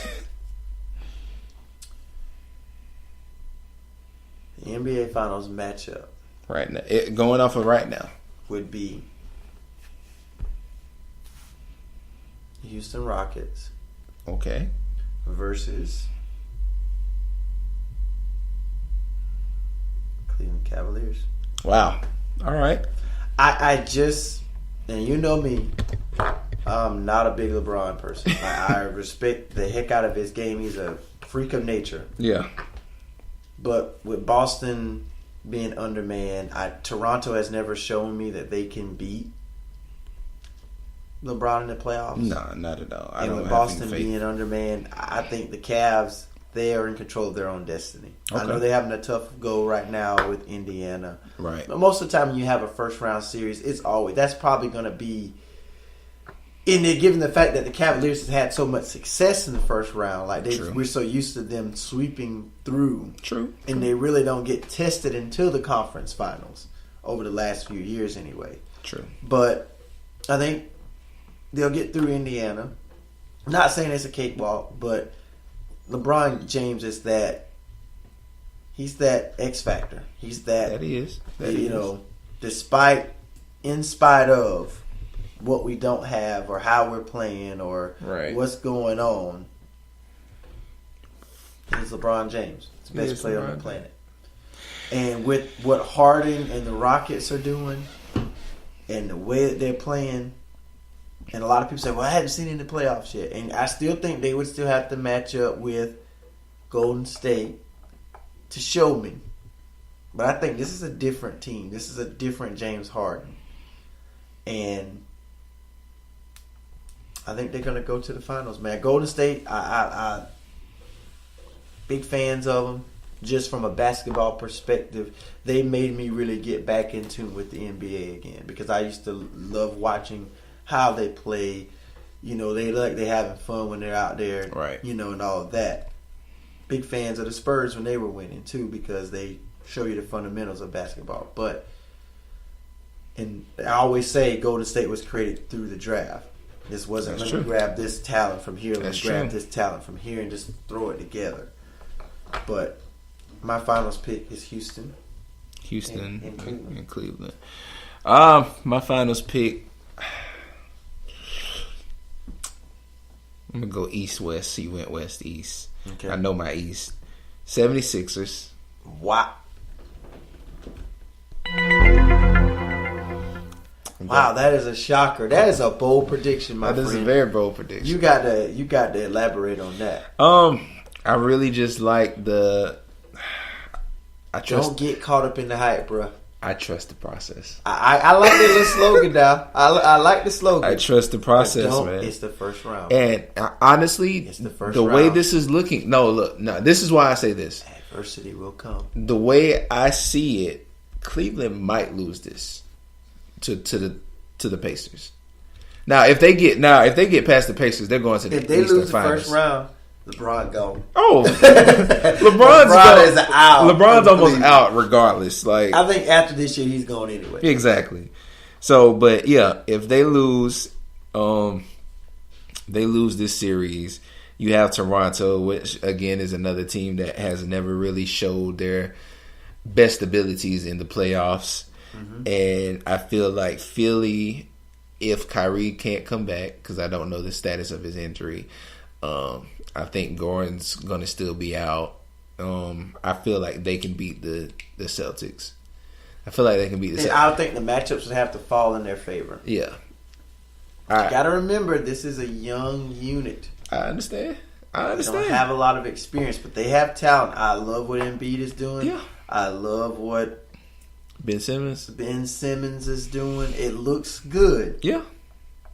And now, but I need to see them challenged. You haven't even heard my West Side. But no, my West Side isn't going to be that bad. I was going to say, but I don't think they'll beat Houston.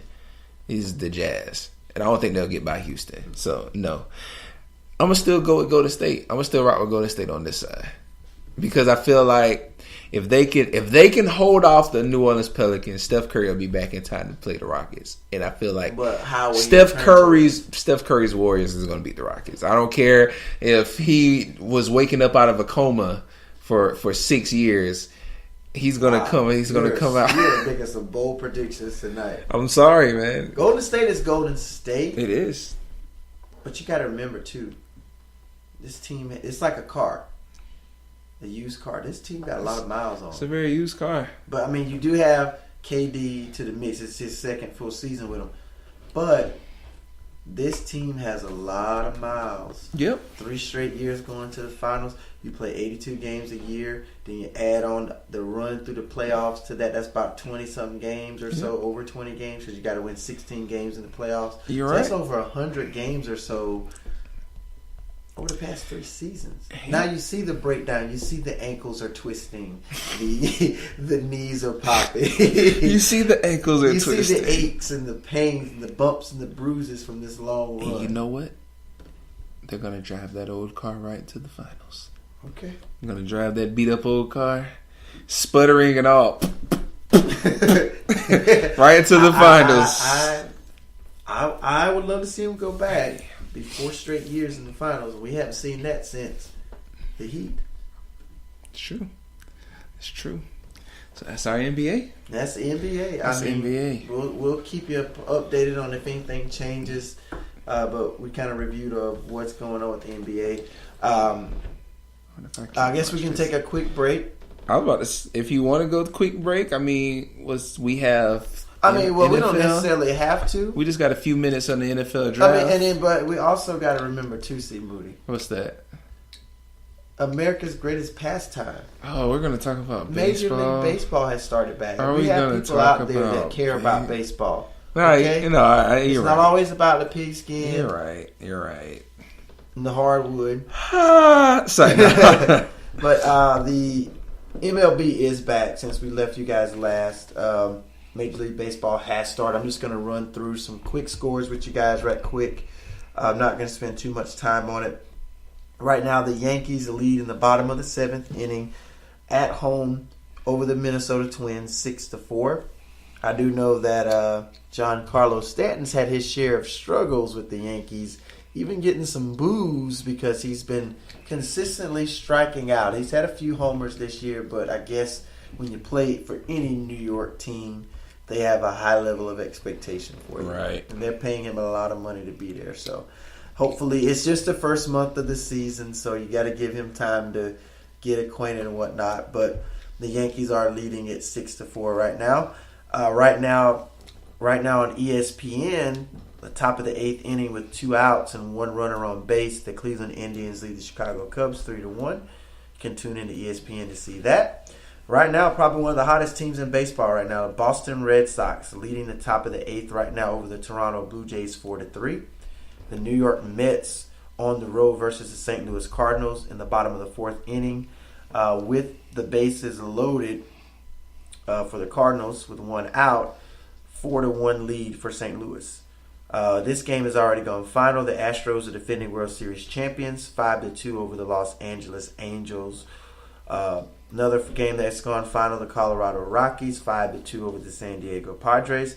And just total annihilation for the Washington Nationals, 15-2 over the San Francisco Giants. So that's like almost a 60-0 win in football, in baseball terms, right? Complete there. So that's some of the Major League Baseball action that's going on around the league right now. Mr. C. Moody? I was going to give you a little bit of the standings, what I looked up on. Okay. On the American League side, some of the top players right now: Boston Red Sox, 17-5. Currently in the Central, we got Cleveland Indians, 12-9. AL West, we got Houston at 17-9. And for the National League, I was about to say NL. National League, you got New York Mets at 15-6. Where am I at? Oh, NL Central, you got Milwaukee at 15-9, and the West, you have Arizona at 16-6. Yeah, so it's still early. And the thing about baseball, it is such a long season. It is. So, I mean, you can start off really hot early, fizzle out toward the middle, fizzle out at the end. There's just so many games, so much can happen. I just wish they would petition to shorten it. So, it's just way too many games. And a lot of people say they should shorten it because we've had a lot of snow games in April.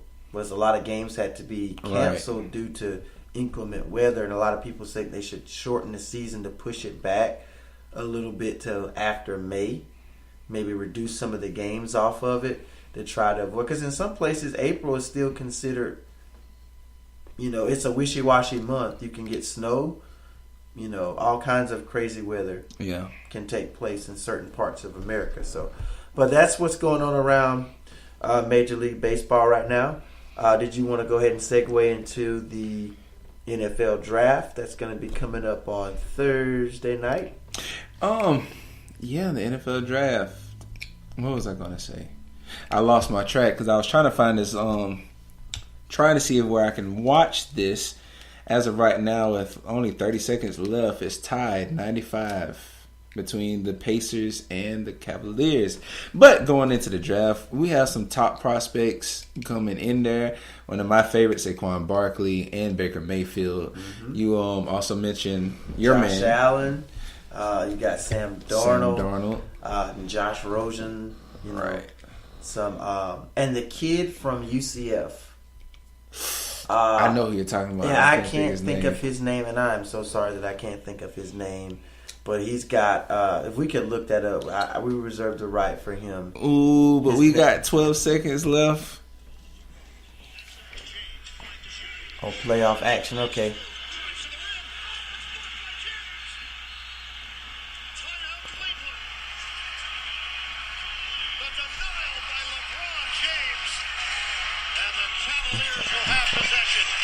See if they'll play it again.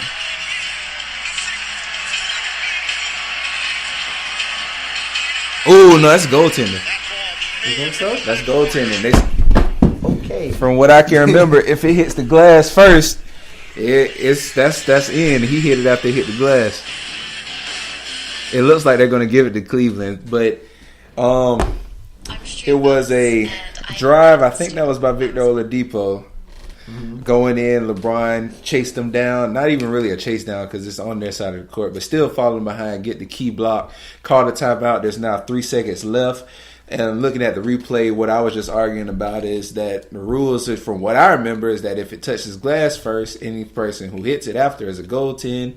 Maybe they're going to do that with this TV break that they have, but it looks like Cleveland has the ball with 3 seconds left, still tied at 95. Okay.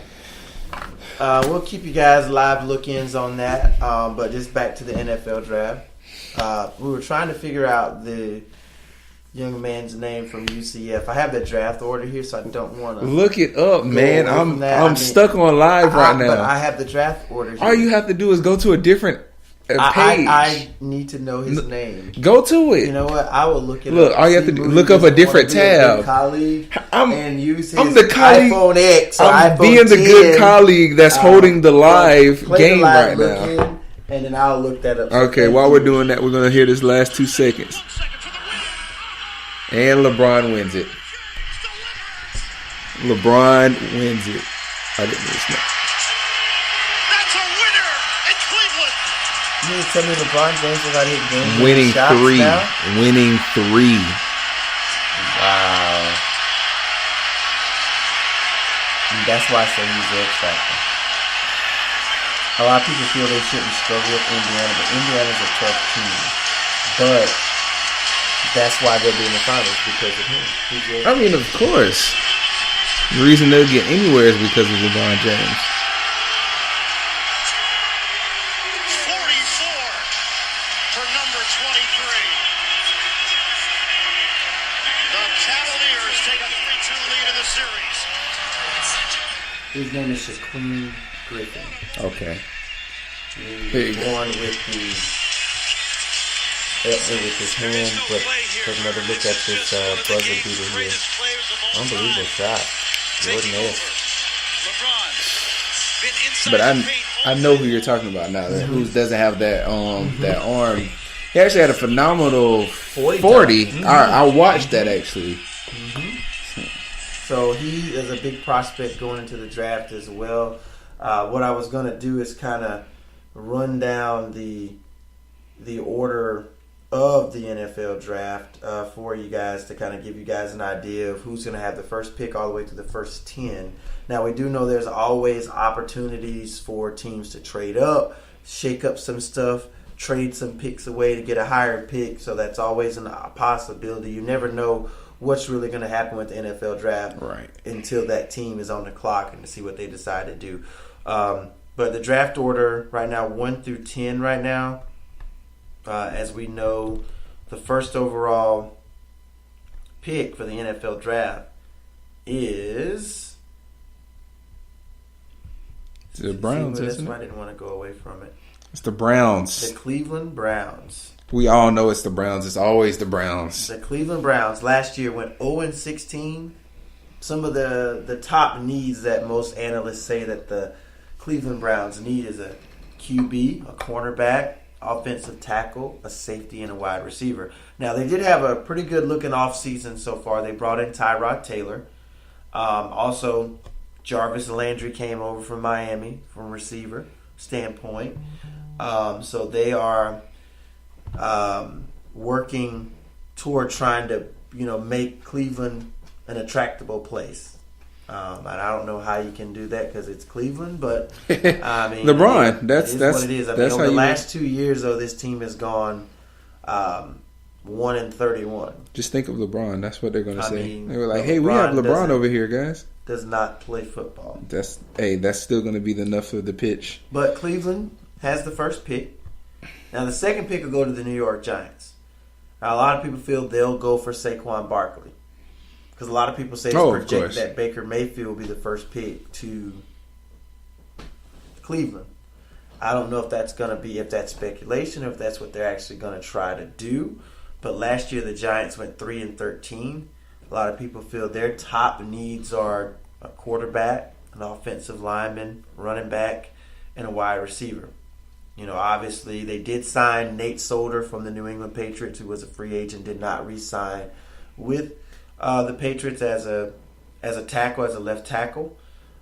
They did trade Jason Pierre-Paul to the Tampa Bay Buccaneers, if you remember that. So they don't have, Jason Pierre-Paul there anymore. Odell Beckham, you got to wonder what his health will be returning back from injury for the Giants. They did release Brandon Marshall as well. So we'll see what they try to go with. I just think you can't pass up on Saquon Barkley. If he's there at the number 2 pick, you got to take it. Yeah, this guy's an all-around total package, and I think he would really fit good with what the Giants need. Speaking of the third pick, now the Colts, the New York Jets have the third pick via the Indianapolis Colts, who made some moves around. So right now the top needs for the Jets, they went 5-11 last year. Quarterback, offensive guard, offensive tackle, and wide receiver. A lot of people feel that the re-signing of Josh McCown and the signing of Teddy Bridgewater in the offseason might not be enough to chase off a QB in the draft. So they still may need a QB just to throw in the mix with those two to kind of make it a competitive type of a thing to see who's going to be the starting quarterback next year for the Jets. It certainly looks like the way after they traded up to get the number 1 pick from the number 3 pick from the Colts, that's what they may be aiming to do. So the Jets are now your number 3 pick after trading up for the Indianapolis Colts. Your number 4 pick, the Cleveland Browns, again, but they got it from the Houston Texans. The Texans last year went 4-12, so they traded up to get that pick. So they have a chance to make some noise here. So possibly if you get a QB, and if Barkley's still available, maybe an opportunity to also snag him as well for the Cleveland Browns. With 2 picks in the top 4, that's an opportunity for them. So this is the pick Cleveland acquired when the Texans traded up to land Deshaun Watson in last year's draft. So now Cleveland has the first pick and the 4th pick. So we'll see what they decide to do come tomorrow night with those 2 picks. This could shape your franchise for the next 10 years or so. So you need to make sure that you're confident and you make a sound decision with these picks. I don't know, man. People take some risks. I mean, take the risks. draft is the place to take these risks. But I mean, this could set you back. I mean, I'm gonna say like Michael Jordan said, the ceiling is the roof, which makes no sense at all. No. But the ceiling is the roof right now for the Cleveland Browns because it's on. They just got to play the cards right. Because it's on top. What does that mean? The ceiling is the roof. Because The ceiling is the roof. Because there's no way. I don't know. I don't think It he meant has to say something to that do with the years ago. ceiling and the floor. Because like above the roof, like you can't. I don't know. All right. Yeah, I don't think it I'm not makes gonna try to any explain sense. it right now. But he's still Michael Jordan. It makes sense. It's because it's Michael Jordan. I'm not going to tell you why. If MJ said it, Just know it makes sense. That's right. All right, number 5 pick, the Denver Broncos at 5-11 last year. The top needs for them, they say cornerback. They did lose Aqib Talib to the Rams. They did pick up a really good quarterback by the name of, remember? Cornerback? Quarterback. The Rams? Case Keenum. Case The Broncos. Pay attention. We got him back? You're not paying Why attention. do we have him back? So Case Keenum is now going to be the starting quarterback for the Denver Broncos going into Oh, the this Broncos. season. Yeah, the Broncos. I'm sorry. I wasn't paying attention. You weren't. I I'm think still- we established I'm still that. You hyped weren't about paying this. attention when I said you weren't. I'm paying still attention. hyped about this LeBron thing right now. Oh, and you know I don't my like LeBron, goodness. and I'm hyped. That doesn't make Anyway, sense. the Broncos have that 5th pick. A lot of people feel that the cap figures for Demaryius Thomas and Emmanuel Sanders are exceedingly high in 2019, so the Broncos may look for a young player to develop at the wide receiver position. Number 6 would be the Indianapolis Colts, which they traded with the Jets, so they went down a couple of picks. Still, they went 4-12 last year. We don't really know what the status of Andrew Luck is going to be. You know, who he'll be if he returns back to the Colts. The Colts are switching to an upfield 4-3 attack on defense. A lot of people feel they need an edge rusher, and a 3 technique will help with that transition. So right now, tackle and the guard are considerations. Also, wide receiver appear to be a strength a few years ago, but this isn't the case any longer for the Colts. Number 7 will be the Tampa Bay Buccaneers. They finished last year at 5-11. Their top needs: running back, cornerback, defensive lineman, a safety, and an offensive lineman. Now that Doug Martin has departed from them, which means finding a new running back is on the to-do list for the Buccaneers. Also, picking up Jason Pierre-Paul should help somewhat revamp the defense, figuring out how he's going to fit into that system. And a lot of people feel they're likely to pick a safety this year, perhaps early in the draft. Tampa would also like to upgrade its offensive line as well. Number 8 pick is the Chicago Bears at 5-11 last year. Some of their concerns would be the cornerback position, offensive lineman position, edge rusher, inside linebacker, and a defensive lineman. The Bears have their starting cornerbacks in place, but could use a little bit more depth and competition at the key position of the cornerback. So we'll see how they add to their team on the defensive end. A lot of people feel like they're long overdue for an inside linebacker as well, so they may take an opportunity to draft one of those as well. Number 9, we're almost done here. The San Francisco 49ers, who pretty much started out the season 0-9, 0-10, and like won out the rest of the games when Garoppolo came over. They did. So Getting even better with Richard Sherman. yeah, Richard Sherman adding him on to that. With Jimmy Garoppolo giving him that big payday. A lot of people feel that their needs are edge rusher, offensive guard, a cornerback, a wide receiver, and also a tight end. And it would make a lot of sense to look for a wide receiver to grow with Jimmy Garoppolo since he's new to the role with San Francisco. And then Kyle Shanahan, being somewhat of an offensive-minded coach, would probably lean in that direction to try to find him a weapon to throw the ball to. No Dez Bryant. No, thank you. Number 10, if you guys didn't know, Steve Moody threw up the X. I thought he was doing Wakanda, but it was Dez Bryant. Wakanda forever! But number 10 is the Oakland Raiders with the 10th pick, 6-10 last year. The team had so much promise the year before, but they do have a new head coach in John Gruden, who pretty much is a mastermind when it comes to the draft and seeking talent and scouting talent and stuff like that. So with that being said, a lot of people feel that their top needs are the linebacker position, the cornerback position, safety, offensive tackle, and defensive tackle. The Raiders don't have any cornerbacks that are taking the ball away, and that was one of the things that they struggled with last year. They were the team that took the ball away the least in the NFL last year. Mm-hmm. I think they didn't get their first turnover or their first interception until like week 8, week 9. last year. So they went almost half a season without taking the ball away. Yeah. So the inside linebacker spot is also, they feel like, needs to be addressed.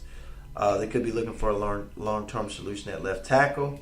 And the Raiders would benefit from adding a disruptive force in the middle of their defensive line. So those are the top 10 picks. Usually after the top 10, the draft is still exciting in a way. Yeah. Especially if some of the top prospects fall down below standard. You know, like Deshaun Watson did.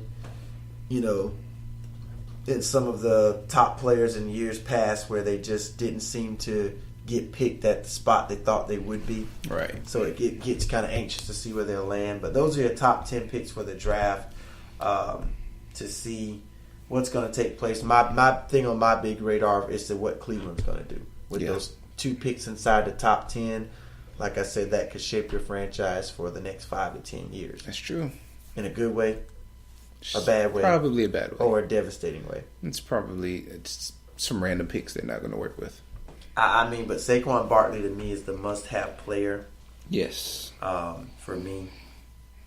I mean, I know running backs are a dime a dozen. A lot of people say their life expectancy in the NFL is about 7 seasons.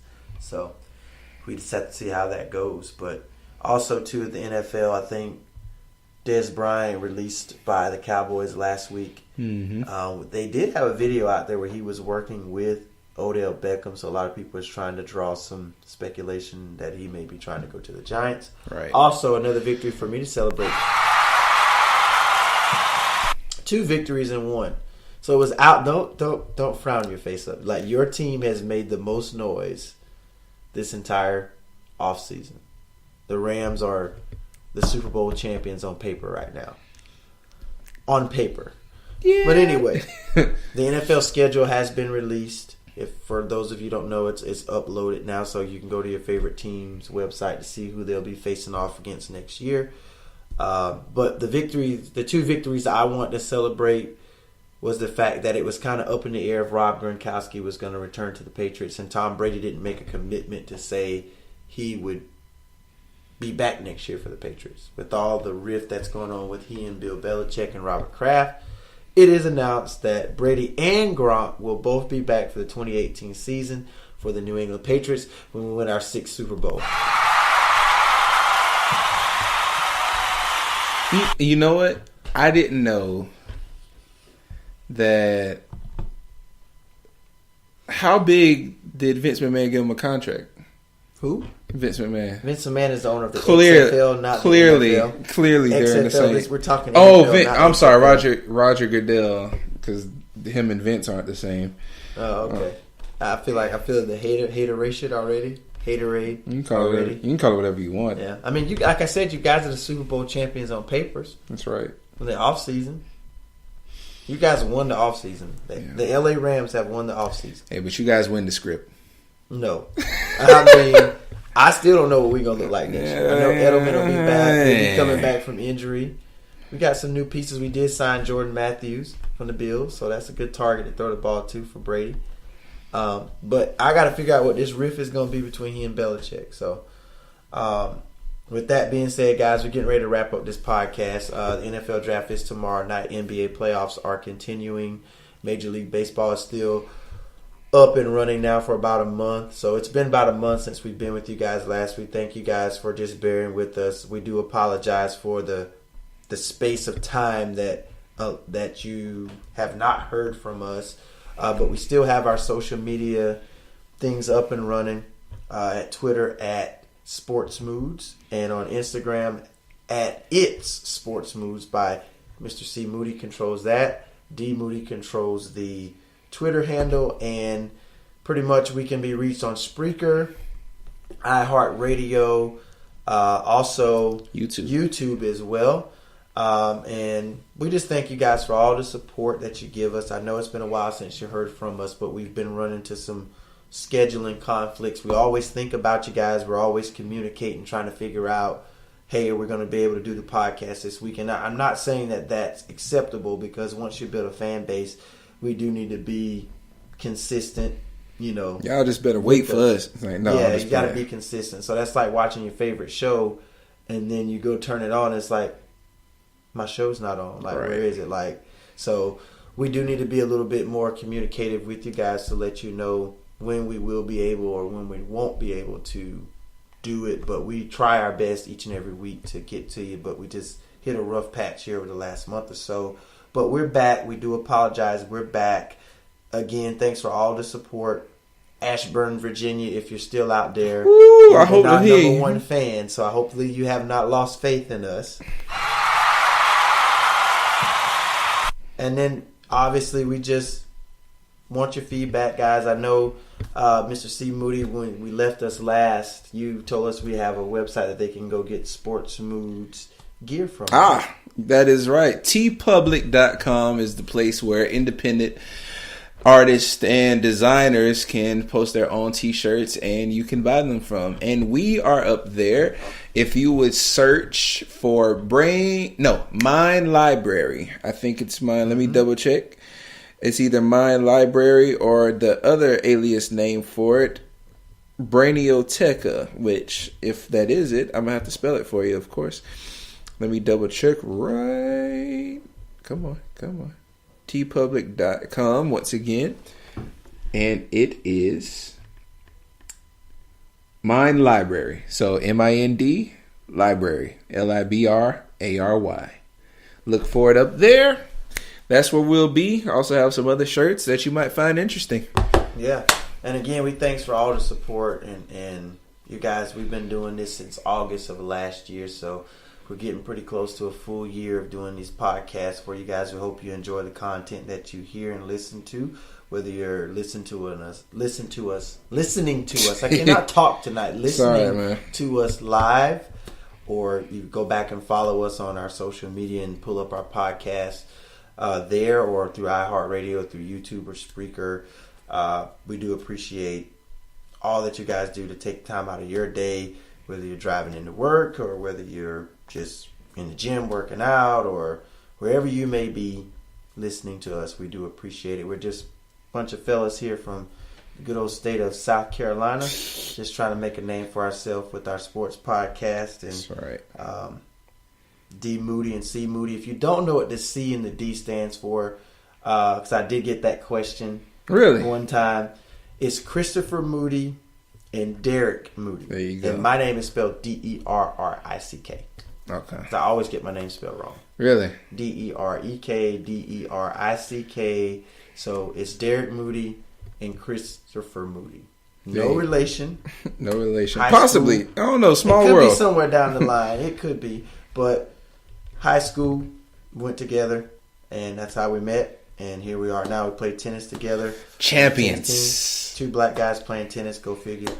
Anywho, we weren't that great at it, but that was our sports connection came through that. Yeah, it did. And we decided to pull up this podcast and get it up and running last year. And here we are now. We do thank you guys for all the support that you give us each and every time we are on the air. Anything else you want to throw out there, Mr. C. Moody, before we close it out? No, man. I am currently trying to be interactive on the Instagram, which if you've listened to us before, you know that I am not very interactive with, and I'm trying to get better. So I'm trying to do that now with this win of Cleveland. But I truly appreciate it. It really means a lot to know that somebody takes the time to listen to, like I said, just two guys from South Carolina just who loves to talk about sports. And we want to get better. We always talk about it, and we really want it. We want feedback. We want interaction. This is a community. So we're just talking to you, hoping that you'll talk back, because we can get better. We try to get better, and we can't do it without you, because you listen to us. So you have to tell us what you want to hear. Mm-hmm. But we appreciate everybody who has listened, who has stuck with us, and who's willing to keep going on this journey with us. And any newcomers that we may get along the way. So pass it along to brother, uncle, cousin. Cousins, uncle, sister, brother, whoever. We any gender, we don't care. Right, female or male. We want your support. So we're getting ready to close this out. This has been Sports Moods. Until next time, we'll say. Two Moodys. One duty. Sports. C Moody.